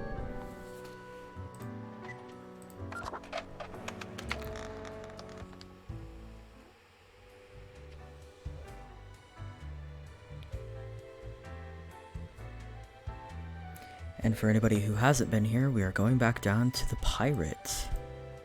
Aye, I know what you're thinking. I do provide ancient powerful widgets. He has the Infernal Illuminator. The Infernal Illuminator reveals that which is most deeply hidden, once you've already made the choices and are passing through again. Else it can't show much of anything, because that's not how it works, okay? And the Face of the Great Old One. A seriously terror-inducing visage, but then again, who wouldn't want to look like an antediluvian monstrosity? Besides, tentacles are extremely useful and practical. And the Threnody to Desolation again. But we don't have enough money for that. So we're gonna go talk to my deeply unsettling boss. Grim. Ah, yes, there you are. Good, good. Okay, now, listen up. Great work today. You fulfilled your tasks adequately, and all that. However, an emergency has occurred which requires my utmost attention, and I must depart for a couple of days. So who will I report to? Yes, straight to the point. While I am gone, another will be in charge. Even though you passed the evaluation, I cannot leave you without any supervision. You will have more freedom, sure, but it is not limitless. Therefore, you will have to continue your daily reports as usual. I will be informed of your progress. Sure, business as usual. Quite so. And you are already acquainted. You will report to Lady Portington. You're making me report to the cat? I'm reporting to the cat about my murders. 100. What did I do wrong?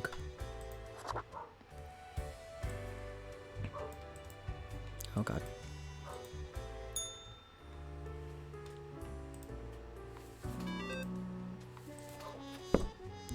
Oh, it's plants. Oh no, I get to kill plants now. Noted motivational speaker commits suicide in jail. Cause of arrest to be revealed soon. New study reveals too much exploitation in the IT sector. Plastic Cog's gaseous series of games soon to get another sequel. Up to 7 now. Where are the bees disappearing? Construction firm Screwco & Co. and local environmental activists in a stalemate over new railway site, and I Hate My Job 171 said Yabog.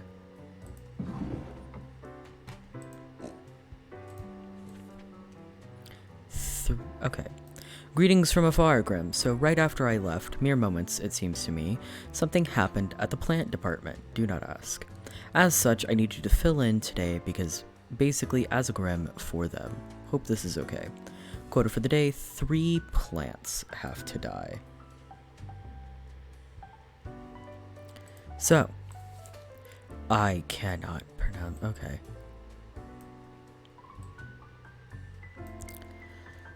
Alopercarus pratensis 997463455549 is a photosynthesizer, yet another blade of grass, Yabog.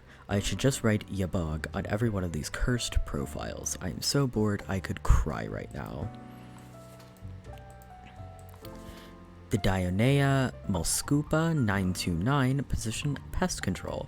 Dionea, a Venus flytrap, is hidden in the grass next to a small patch of the local honey farm. It almost got stepped on by a farmer, a dog, a horse, and 2 children. It has good living conditions with plenty of food available every day. Sequoia sempervirens 7623 national symbol. The senior tree specimen has been growing on the outskirts of Cosmopolis City long before the place was ever even founded. It has received 5 commemorative plaques over its lifetime, all of which have been destroyed. Its habitat has been recently disturbed by ongoing construction work.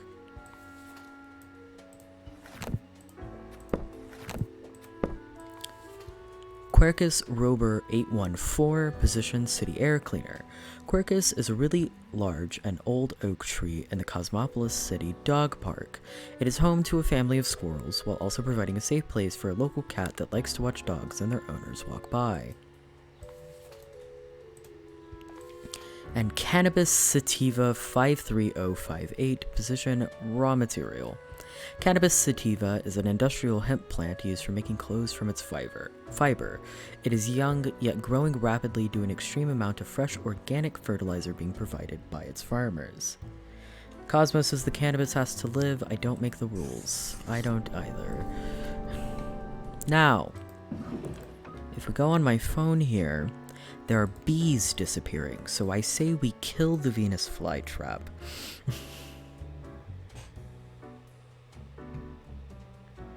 I'm gonna go ahead and open voting now, because I say we kill the Venus flytrap.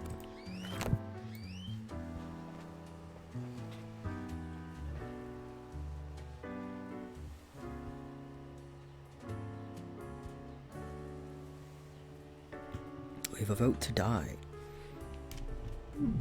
Jack Kirby also says die.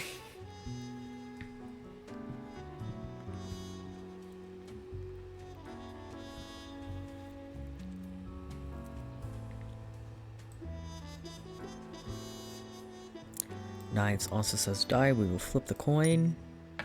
The coin says live.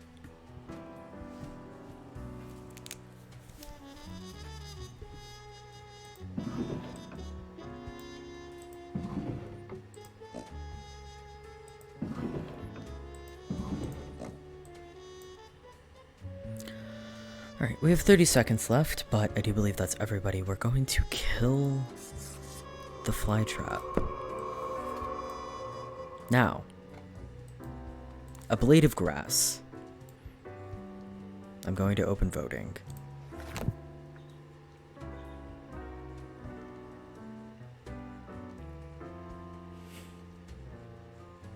Cosmo says die for number 99746345549 and on. Ooh, Knives says spare for the blade of grass. But then we have to kill these 2 very old trees if we spare this one.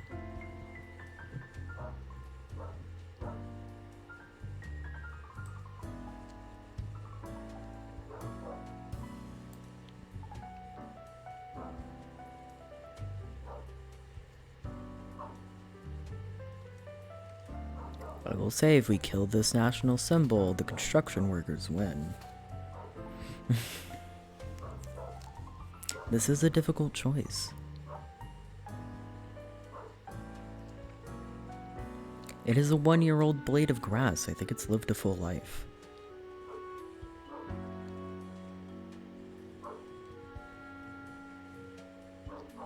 That is also true. Jack Kirby also says die. We flip the coin. The coin also says die. That is an overwhelming majority for die to this 1-year-old blade of grass. There's the timer. Die it is. We spared the cannabis though, so one of these still has to die.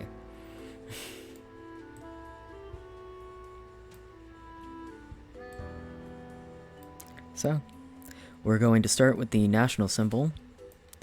That is the current dispute of construction work. I'm gonna open the voting now. Now Cosmo is too early.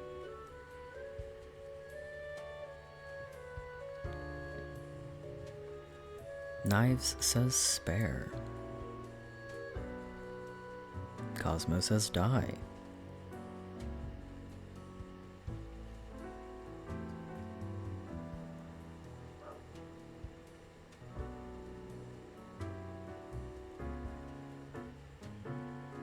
Jack Kirby also says spare. We're gonna go ahead and flip the coin. The coin also says spare.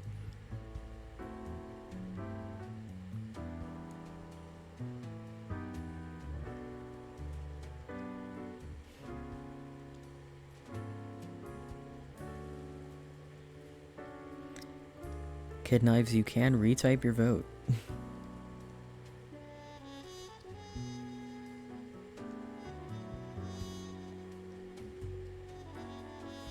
Knife says die.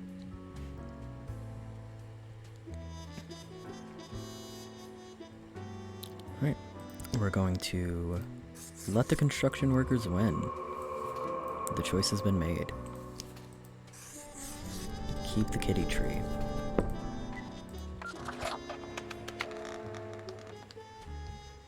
They get to go report to the cat now.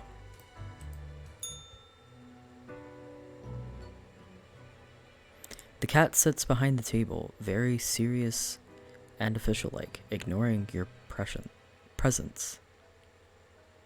So, the cat slowly rotates her head, slowly, to look at you. Meow, she mutters, then places her paw upon some documents littering the table.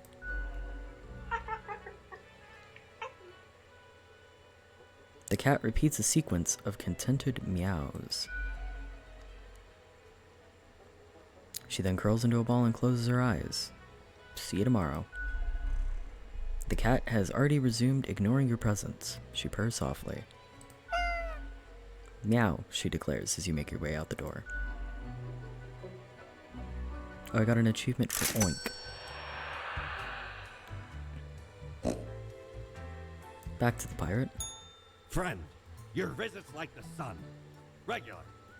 And warms the room. The ethereal resonator. This resonator collates accelerated magnetic waves of various frequencies generated by the artificial vibration of internal recurrence, which travels through the ether and then blasts them at you. It's a little radio.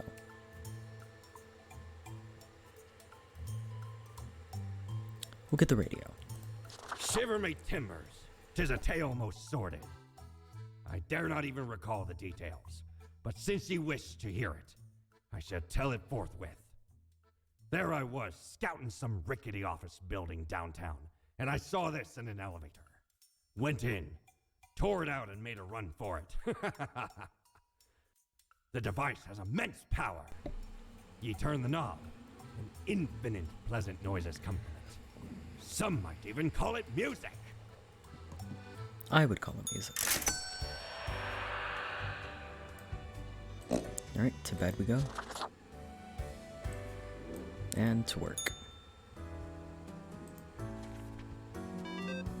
Instruction is... The plant department got their act together. You, however, should be intimately familiar with the drill by now. We mitigate chaos, we bolster order, etc. 2 humans have to die.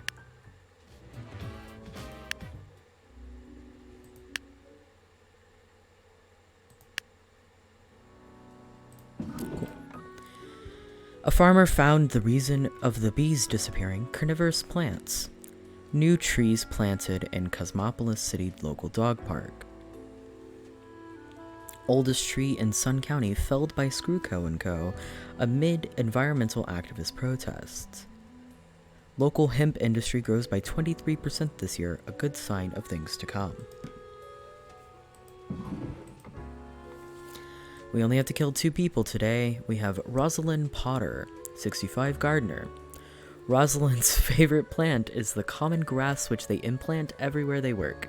No flowers, no trees, no bushes, only grass as far as the eye can see. The lack of biodiversity in these gardens is seriously affecting local bee populations. We have Oscar Warburg, 34, military chaplain. Oscar joined the armed forces to help soldiers in and outside combat situations by providing moral, sometimes even psychological support. Most of their time is spent at the military hospital providing aid for injured soldiers. They recently adopted a puppy from a combat zone.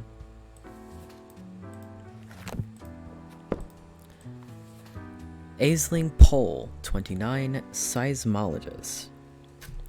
When just a kid, Aisling went through a terrifying earthquake.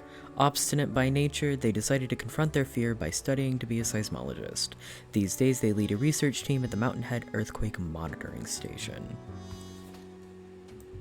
Jack Kirby says, forget the bees, though. Are you angry about the grass? I'm a little angry about the grass.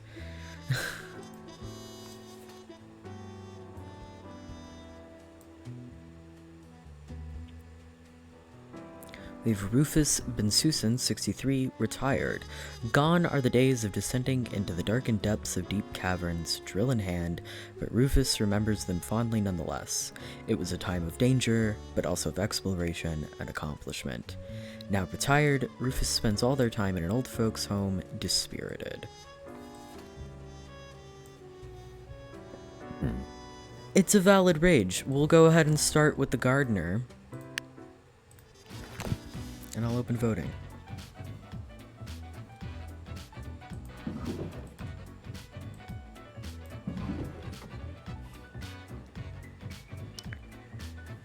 Rosalind Potter does seem to enjoy just grass.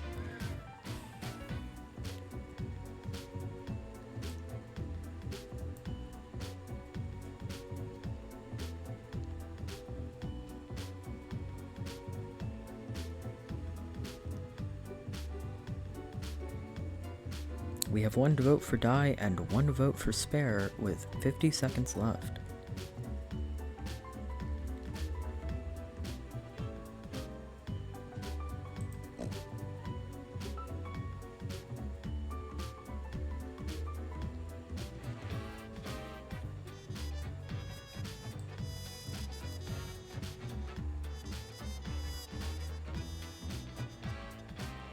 We're gonna go ahead and flip the coin.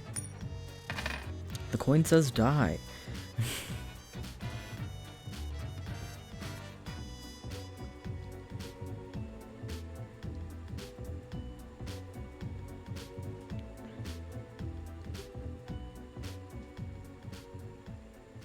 We have 7 seconds left.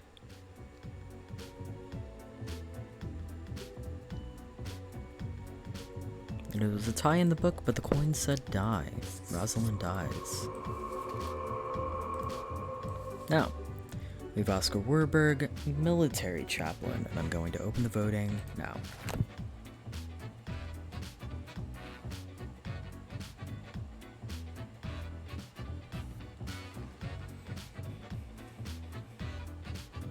They did recently adopt a puppy from a combat zone.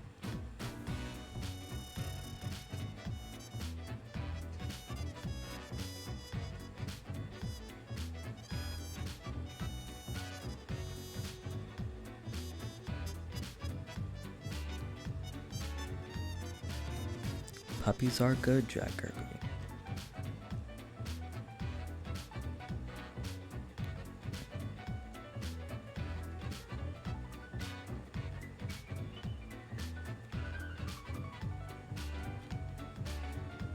We're gonna go ahead and flip the coin.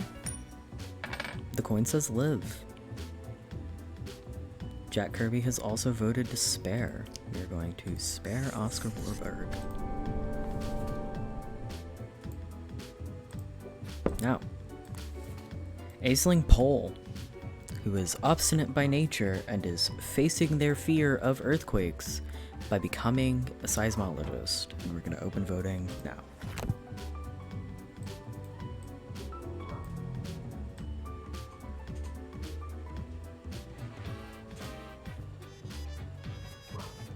Two spare votes. We are going to go ahead and flip the coin. The coin also says spare.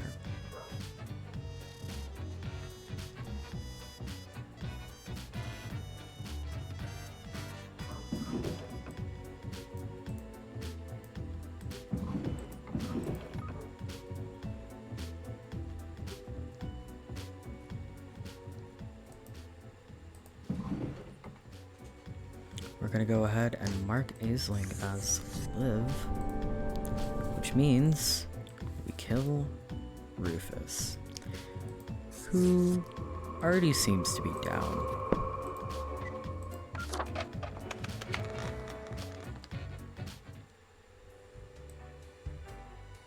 We're going back to report to the cat.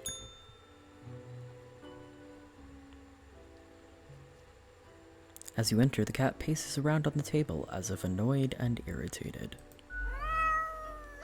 Meow, the cat notes while casually twirling around on her spot, pawing at the table. I'll take this to mean I'm doing well. The cat carelessly stretches and shakes herself, seeming more or less pleased. A swift nod toward the door with her head makes it clear you should be leaving.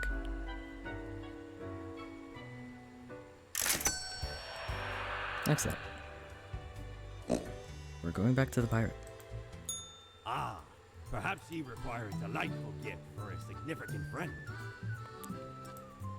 He doesn't have what I want. So we're leaving the pirate.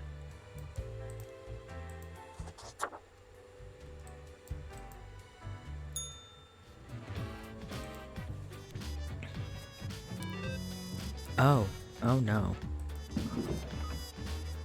Many lives saved as dedicated researcher warns Cosmopolis City in the nick of time. Science community calls to increase the funding of the Mountainhead. Lives will be saved.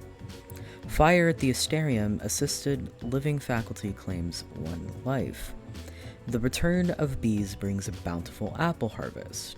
Flying Golia and Amazing Anatoly to face off again in upcoming circus event.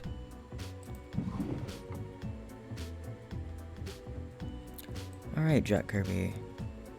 We have 4 people to die, and sparing anyone with a medical background. But we have Mikhail Batar, 40, postal clerk. Mikhail has been a dedicated worker at the... Okay, Grim. Yes, you. Listen up. Why are you such a tool? Sitting at your desk, going over all the profiles like a mindless drone. It's time to break the rules. I want you to do all of the profiles today. All of them. Prove you are not completely useless. What do you guys think? Do we take them up? Prove that we're not completely useless and just kill everyone?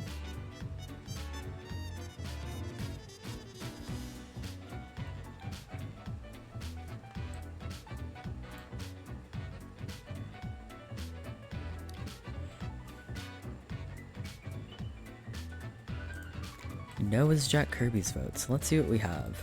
This is a medical background, so we will spare them. That's Eva Zvaniska, 33, nurse. Eva works as a nurse in the intensive care unit, making sure the patients don't suffer more than they have to. Eva is also a big advocate of euthanasia. Sometimes they feel so bad for a patient they give them the gift of death in an act of mercy without really consulting them. Oh boy. Stefan Ashby, 55, statistician. Stefan lives and breathes statistics. They work as a statistical consultant at several companies and give lectures at the university. Every time they get drunk, they start ranting about the misuse of p-values. It's too late, we've already marked her as Liv. Jaya Morgan, 40, full-time mother. Jaya is a mother of 4 who had their first kid at a really young age. These days, they live together with an extended family. Jaya loves knitting and crafting. Vitaly Goyakin, 24, track and field athlete. Called the Flying Goya, Vitaly is an amazing runner and a proficient jumper. They have a long-lasting rivalry with Anatoly Azarov, constantly one-upping each other in various contests. Little does Vitaly know that Anatoly would much rather take them to a film and dinner. And Anita Lee, 25, paramedic. Fearless, intrepid, audacious. All these words are fit to describe Anita. Recently graduated into a paramedic job, they enjoy rushing into any dangerous situation to provide any medical assistance as quickly and efficiently as possible.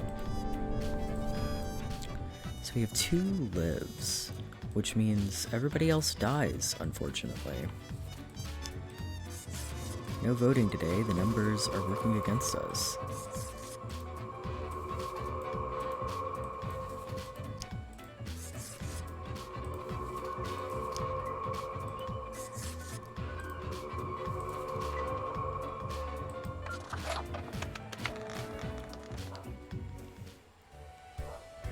And we have proven ourselves to be a tool. As you enter, you see the cat Supine waving her paws in the air as though trying to bat at something invisible. All of a sudden, she turns her attention to you, a devious glimmer in her eyes. The cat continues to glare, her tail whipping back and forth in a manner that feels irate.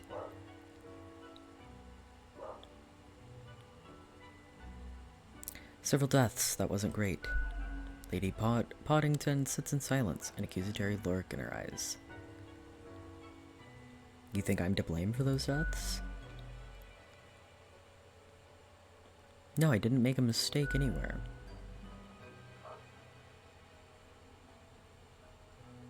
Did I cause these events to happen? Why am I even yelling at a cat? I have to contact Fate. I need answers.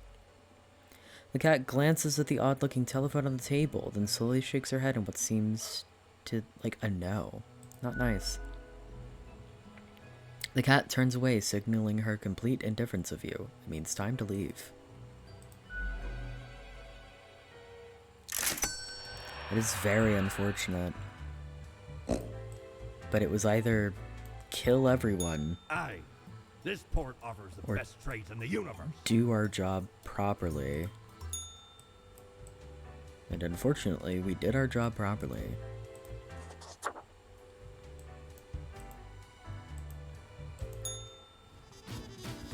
Oh boy. I'm scared to look at the news today.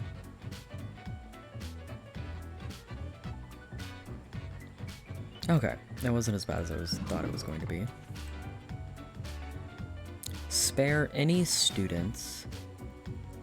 The world is a wondrous thing. You would not believe what I have seen out here, even within the ruins. Now, would you kindly try to help out the survivors of the turmoil of yesterday? 3 humans have to die, and spare any students.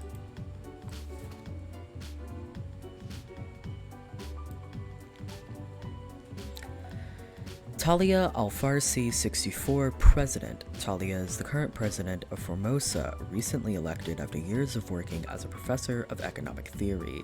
They are known for being critical of exploitative structures and pushing for more wealth equality. They have 3 kids and 8 grandchildren. We do have to spare the students.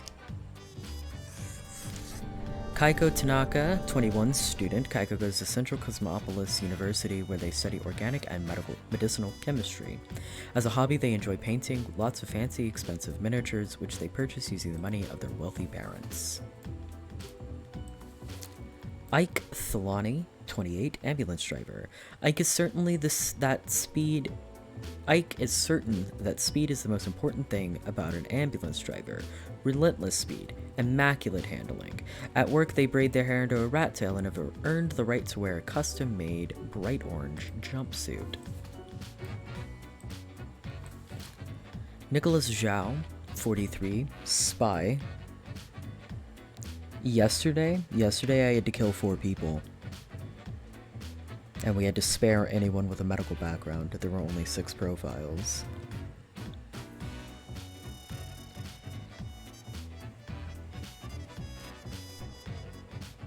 So I had to kill everyone that wasn't a medical background. No.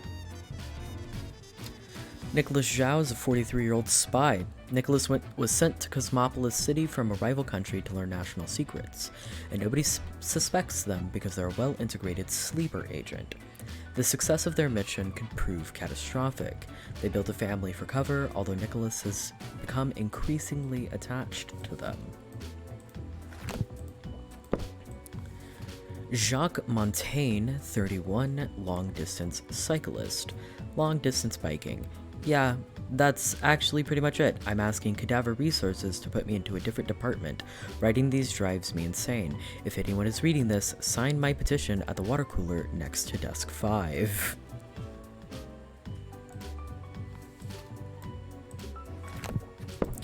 And another student to spare. Chimvala Zavai, 23. Student. Chimvala is a charismatic opinion leader among their peers. They use this characteristic to affect campaigns for things they think are right.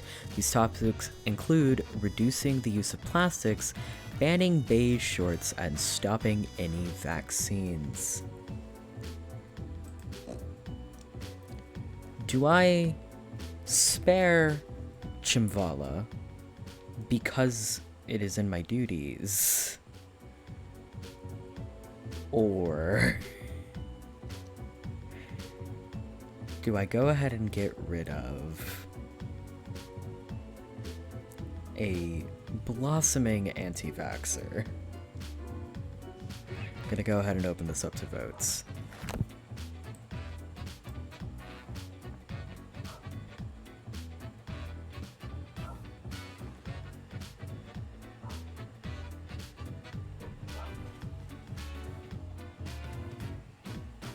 Cosmo says die.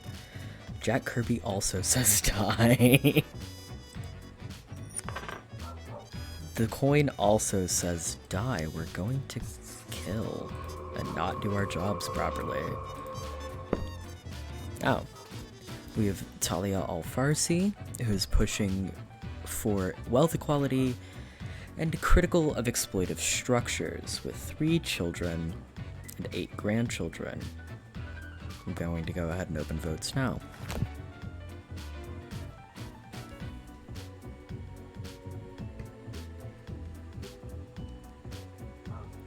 Flip the coin for good measure. Coin also says live.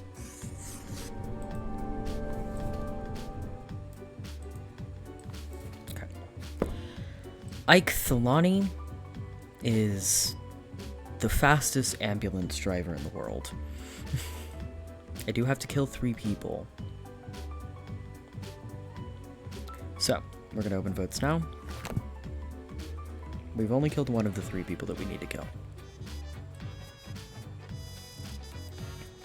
And we have a sleeper agent and a long-distance cyclist as our other 2 options to kill later.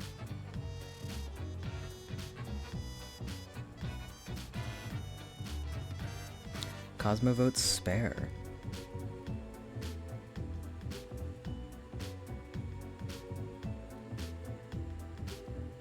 Jack Kirby also votes spare. How does the coin vote? Coin votes die. But I don't think the coin outvotes anybody else. He's gonna get into a car crash. I can feel it in my soul. That means these 2 people need to die. Yes.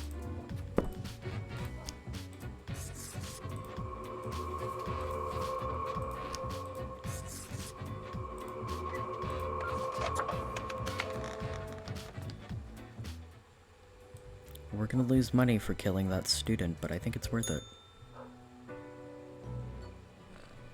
The cat seems to be in slumber, occasionally emanating a soft, snore-like purr. Kitty cat, it's time for my review. After a pause, the cat sluggishly sniffs the usual pile of documents waiting on the table. The cat continues inspecting the documents for a few seconds, then turns away, seeming pleased. Hey, can I ask you some questions instead? The cat stares at you, slowly blinking. What do you think of fate? What do you think of death? But what do you think of the common systems of taxation? I mean, taxing the impoverished, giving cuts and benefits to the already rich. The whole setup only creates a trickle-up system, where were it equal to begin with. And it's clearly not balanced, hence why people always end up with a version of oligarchy. Why am I talking to a cat?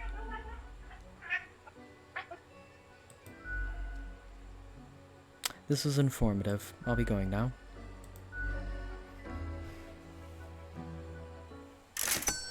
Oh, we didn't lose money for that. Excellent. Ahoy, matey! What can old Mortimer Glasses. offer you today? They're just clothing. Never mind. I thought they were something fun. They're just glasses.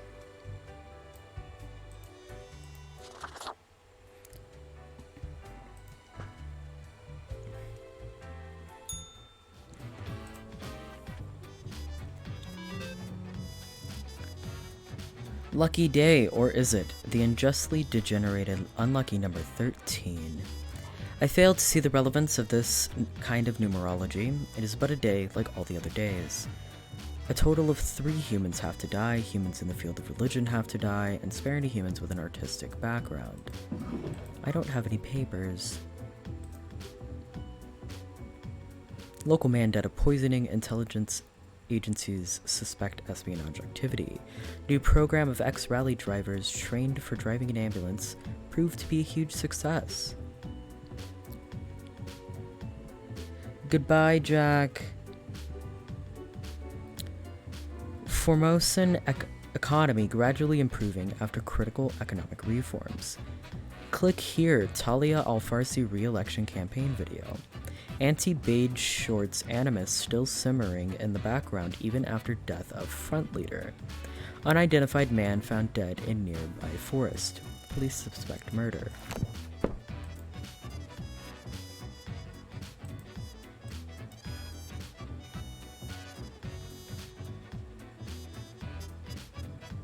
The cat took all of my papers.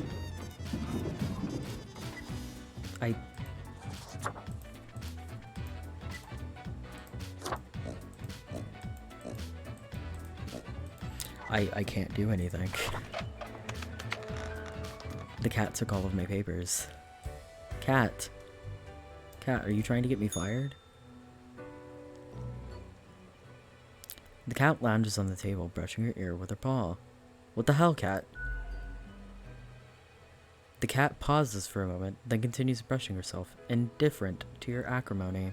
I know you stole my files, you cat. Before the cat has a chance to respond, the phone rings in an ear-piercing metallic clatter. You hear a familiar voice. Grim, are you there? Oh, Grim, Grim. Alas, I am disappointed. I had hoped to avoid having this discussion again. Must I really reiterate myself? You cannot allow all to live. I hope you will realize the implications for the world and for yourself. Hello, Grim? You are silent? You have nothing to say? Well, I hope that is because you are rethinking the path you have chosen. Either way, this will be marked down as your second warning. There will not be many more. Real nice, cat.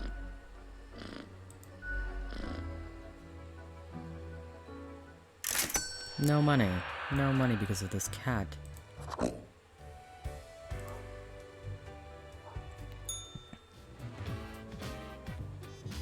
I get papers today? Oh, there's so many.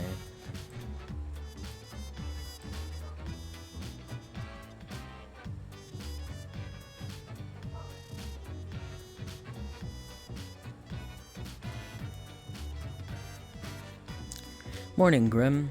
I expect you in my office after you are done today for your performance review. Do not worry about that right now, though. Focus on the task at hand. 6 humans have to die. Anyone related to the transportation industry has to die. Choose humans on the left side of the profile bundle to die. So I think it's these, right? Okay. So we have Dakali Smythe, 41, Supply Chain Coordinator. An efficient supply chain is the core of logistics, and Dakali, being detail-oriented, is proficient at optimizing exactly these kinds of pipelines. They're also excessively proud of this, which unfortunately has blinded them to their developing addiction to amphetamine-based focus aids.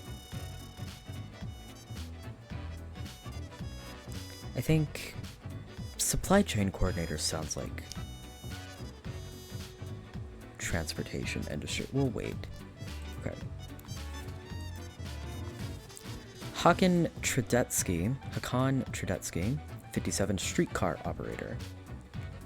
When younger, Hakan was a driver for both ambulances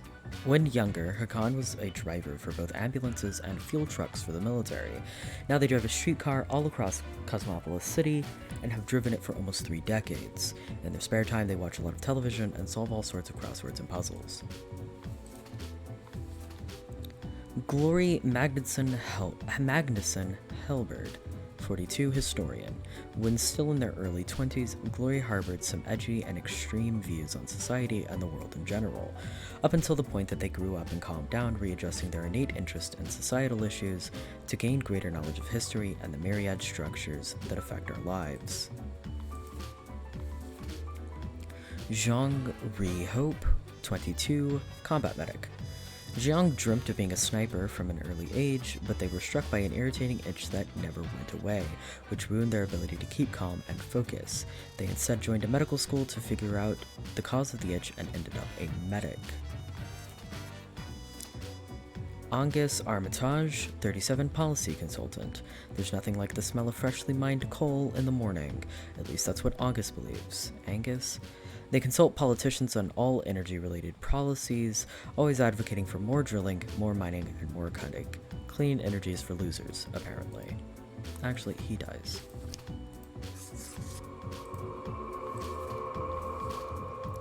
Evelyn D. Space, 31, submarine commander. In their youth, Evelyn reads the works of Anvar Jules, author of many fantastical adventure novels. Inspired by the novel The Teenage Commander, they decided to become one, a commander that is, themselves, and drive thousands of leagues under the sea, and they did. Hiwat Alia Louis Lewe, wow, 19, stunt person. Hiwat grew up physically very attractive, and they've always loved danger and safety in equal measures. This is why they decided to pursue a career in film stunts. Recently, they were hired as a stunt double for a famous film star in an upcoming action blockbuster. Lisa Markovic, 47, housekeeper. Lisa loves to engage in gossip. They have a binder full of information about the separate people living in the house they work at, and a separate binder for all the people who visit. Most of the information is sensitive and used to blackmail the wealthy, and they do it all for their children. Melissa S. McGill, 33, special agent. This agent for the Bureau of Agricultural Espionage has always wanted to be a bodyguard for the president, as they have extensive experience in safeguarding the well-being of crops and other flora. They once even played double agent for 2 contesting potato magnates. So I do believe this is... I marked him as Liv. Fuck. Well, that is a streetcar operator. He gets to die. Alright, well, that was a mistake. There's a die and a live. Right. And I'm supposed to pick from this left side. So we'll start the voting with Jiangri Hope.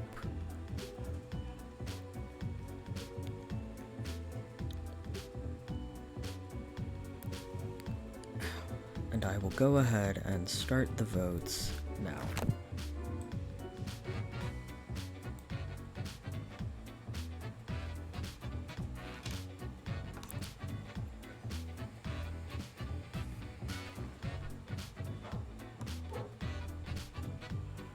Cosmo votes to spare. Where's my coin? There's my coin. Coin. Coin also votes to live.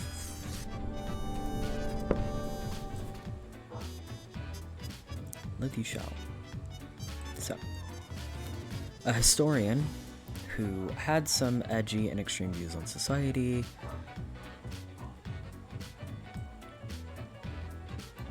A lot. 6 people have to die. And they should die from, I think it's these 2 primarily need to die.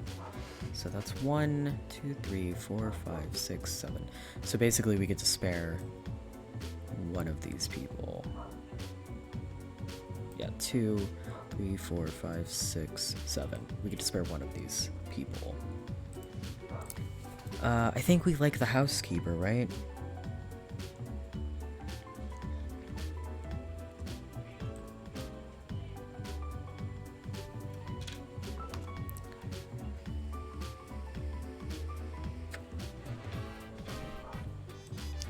We'll spare the housekeeper.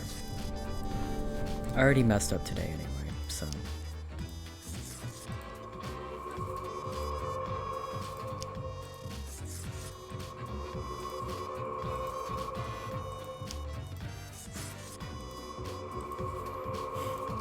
I just got an achievement that says this is fine.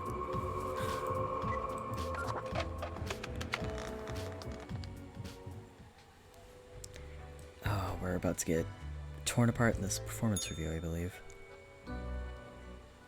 I have returned. Did you miss me? Great. I am glad you enjoy our frequent discourse. So, okay, yes. Today is your 2-week performance evaluation. But before that, we must quickly check your daily conduct. Where did I place those papers, please? Where are you? Ah, here we go. Right. Seems to be correct, or whatever.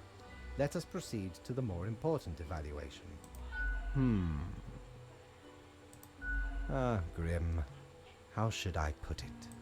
In essence, you are a solid and dedicated worker. You play by the book. You do what you are told. There is little to criticize in your conduct, except perhaps for the minor lack of independence. But there are rules, but the rules are there for a reason. What else am I supposed to do? Of course, great care goes into calculating the equilibrium. But is that all that matters? One might expect at least an inkling of rebellion. Does an autonomous personality hide anywhere within your skull? You are dependable, faithful, trusted. Is that all you are content with? Yes. Now, obviously, you are to be granted a small bonus. No one can argue you have not earned it. Keep it up. The ultimate evaluation is in 2 weeks.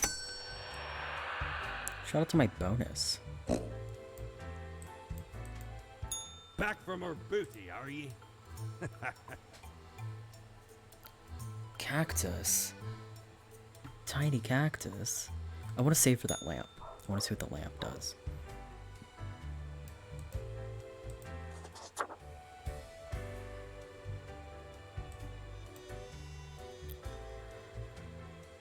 Alright.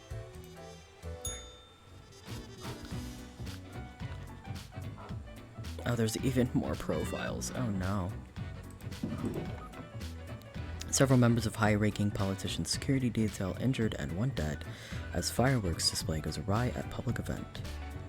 How do offshore bank accounts actually work, and how do the extremely wealthy avoid paying taxes? Local wildlife reportedly happy this morning for some reason. Cosmopolis suburbs announce record levels of clean air, recovering from decades of coal exploitation. Heroic medic saves comrades after squad gets pinned down by enemy fire near the region of Waskagrad. Medal to be awarded next week. Major logistics screw-up leaves many businesses stranded and causes shortfall of critical medications at the central hospital. Deep ocean exploration submarine Leviathan disappears under the Coronach Trench. Draft of a 1,000-page historical analysis of Cosmopolis City to be published posthumously. Stunt gone horribly wrong claims life of young stunt performer. Dormant plague bacteria discovered in permafrost waiting to be released. CEO of the What social media platform planning to open museum of antiques and relics.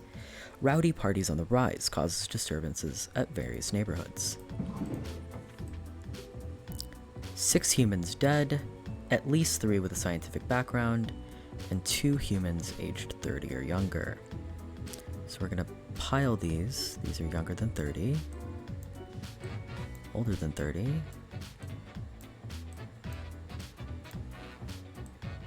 Okay.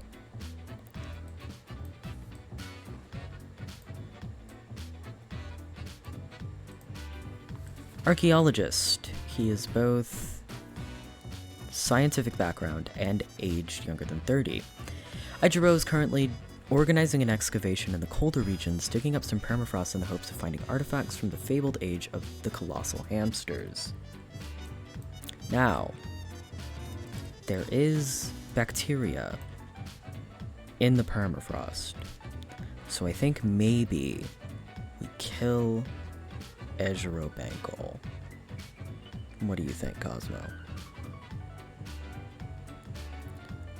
We kill. We are killing science people under 30. Also, he might unleash some plague.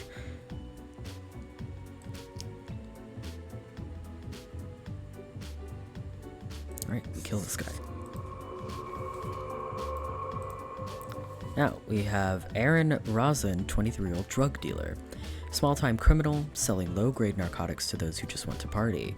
Lately, they've started experimenting with different chemical compounds to figure out if they can concoct any new interesting blends. That counts as a scientific background, right? We cannot have a plague happening, that is correct. I feel like this counts as a scientific background.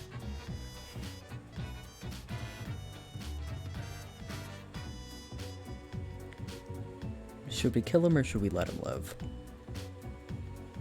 We have a governess and a cryptocurrency enthusiast in our piles. Death. Death to Aaron. Satya Dar, a governess. Satya is just trying to make some extra money providing teaching services in a couple of wealthy private households. They're saving up for a lengthy worldwide trip, during which they plan to visit as many countries as possible. Satya is an avid fan of kite flying. I think we should let her live. I think we let her live and kill this cryptocurrency enthusiast. We'll spare.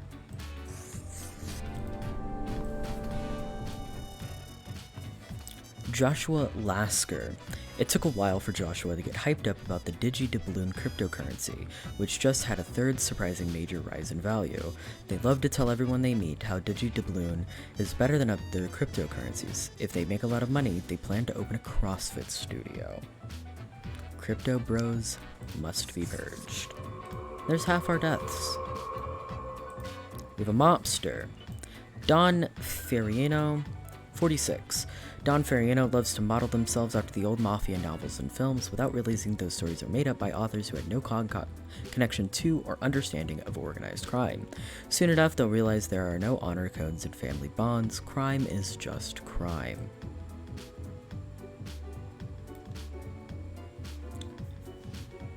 And at least 3 of our deaths need to be scientific backgrounds, so let's see if we have an archaeologist here.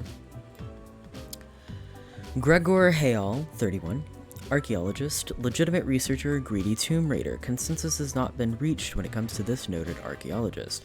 For the past 5 years, they've been digging up artifacts around the Ferrodin region. What do you think, Cosmo? He'll be our 3rd science background to die.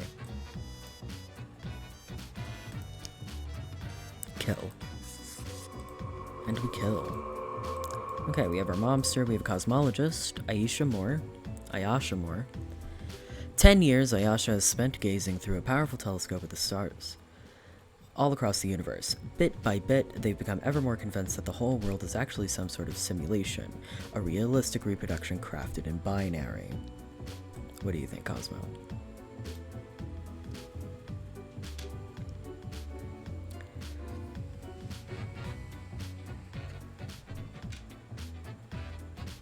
Kill.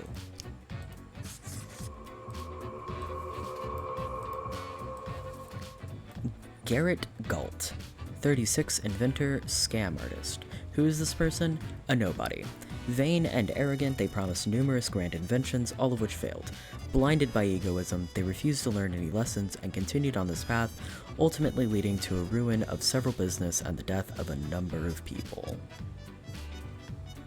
And we can kill him, or our false mobster. We have killed 5 people so far. So whoever we pick of these 2 will be our 6th, which is the last person we have to kill.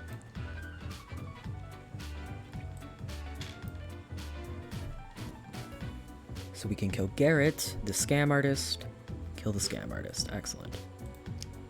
Die and live. And just for good measure.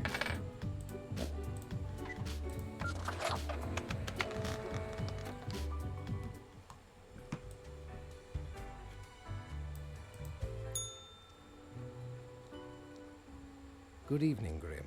I hope you are doing well. I forgot to ask you yesterday. How did it feel going through almost a whole week on your own? Well, let us quickly go over the usual administrative matters. The papers. I see you have marked the appropriate number of profiles. Yay. Honestly, this corporate mandate is growing a bit tiresome.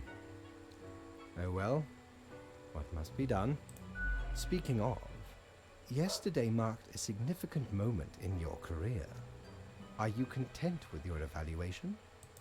Oh, the fancy of my imagination. Take it as a metaphor. This reminds me. Have you any questions? It has been a while since we had a personable dialogue. What are the origins of the rules? What do you mean? Do you pick what's supposed to happen and thus make it happen? Oh, nothing of the sort. The world, and the people therein, create the situations themselves without our interference. Our data mongers assemble, collate, and examine wide swathes of data, and calculate the parameters for the necessary equilibrium. We do not directly cause deaths, although our choices can modify the structure slightly. If I mark profiles, don't these decisions affect other people? In a sense. But this is certainly not a one-to-one sequence of causal links. You should consider time works a bit differently in here. Anything else? How long is a day? The complexity of time. Imagine that it is not a fixed and stable entity. I am sure you did not think only 15 days have passed since your arrival. Considering the frequency and magnitude of events in your moderately sized region, How does it work? time is an inconsistent flux. While you rest, days, weeks, months may pass at different intervals. Profiles from diverse moments appear on the same day, interlaced, within a rhizome of time and space stretching beyond mere 4 dimensions. That is why causal links are difficult to establish, and the equilibrium is of unfathomable complexity. Anything else? Was I someone else? You are a death spawn. I crafted you out of different materials. Where did my parts come from? The store. And places. Anything else? Do you play chess? I recall some film about death with tons of chess. No. I am instead particular to this game called Go. Aesthetically pleasing, less violent and imperialistic. Anything else? Nope, we're good. Until tomorrow, Grim.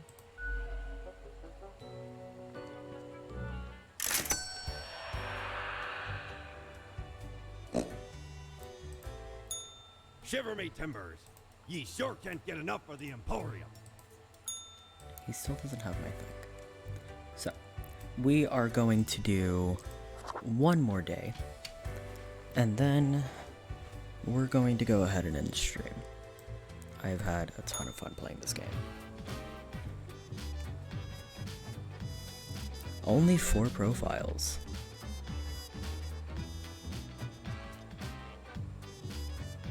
Total of 2 humans have to die. Humans on opposite ends of the profile bundle have to die. Which means we need to kill these 2 people. Marianne Seafeld, crime scene investigator. Marianne makes grievous puns on crime scenes constantly. While making these puns, they usually also slowly remove their glasses. This behavior doesn't hinder their professional abilities at all, though often they find the biggest clues mid-pun. Often they actually find the biggest clues mid-pun. Saoirse Hall, game designer and digital artist. Saoirse has always had sensible ideas and fantastical visions, which is why they're now in charge of developing the latest expansion to Planet of Peacecraft. The expansion promises an even grander open-world experience, along with an epic tale of deceit and corruption. Okay, so...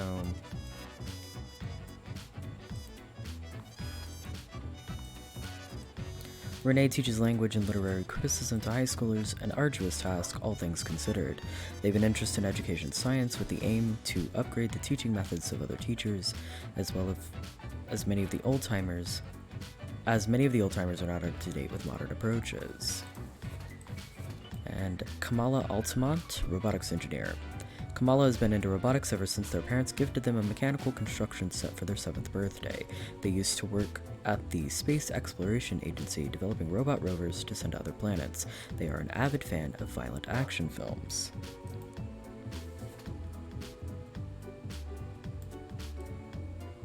Okay, so this is the order they were in. Opposite ends of the profile bundle. So does that mean either... What does that mean?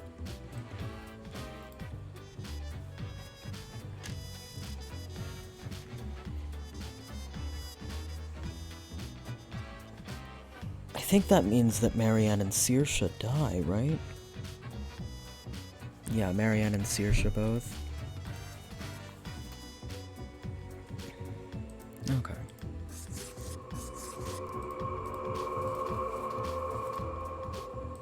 Give me my marker. That's good. I did not want to kill Renee.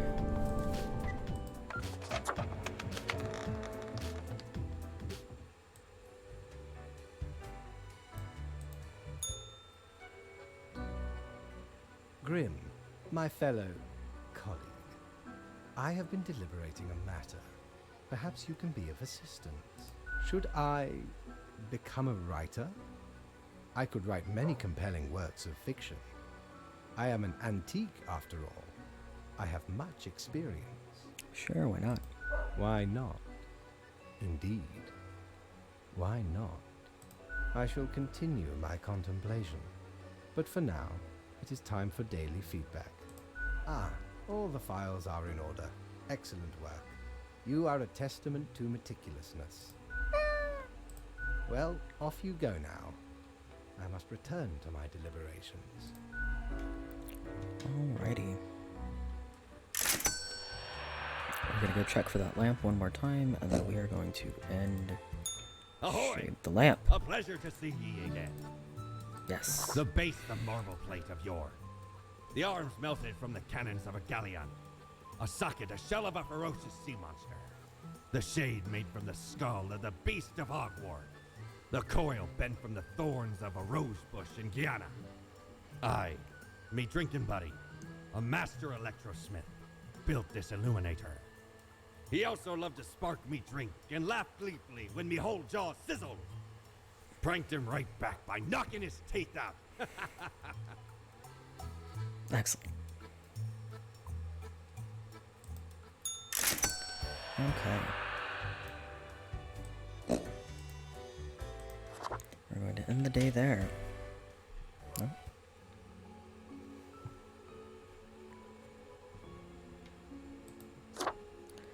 I really hope this...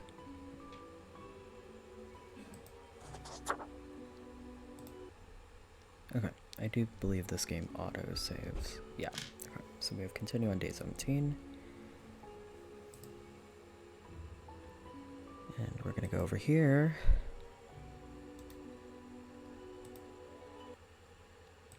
And go ahead and get ready to say goodnight. We're gonna see if anybody else is live. I know a couple people today canceled their streams. And we had a pretty relaxed evening, I think. So you know what? We are going to go show some love to another artist and fellow PNG tuber that actually drew my first fan art ever of Boomer. And they're very sweet and are doing art right now, actually. So, I do appreciate everybody who came and stopped by. I appreciate the double raids today. And we're gonna go ahead and spread the love to Lunar over on A Phantom's Curse on Twitch. So, I hope you guys stick around at least for a little bit. You're so valid, Cosmo. I also don't think I could ever let people watch me draw.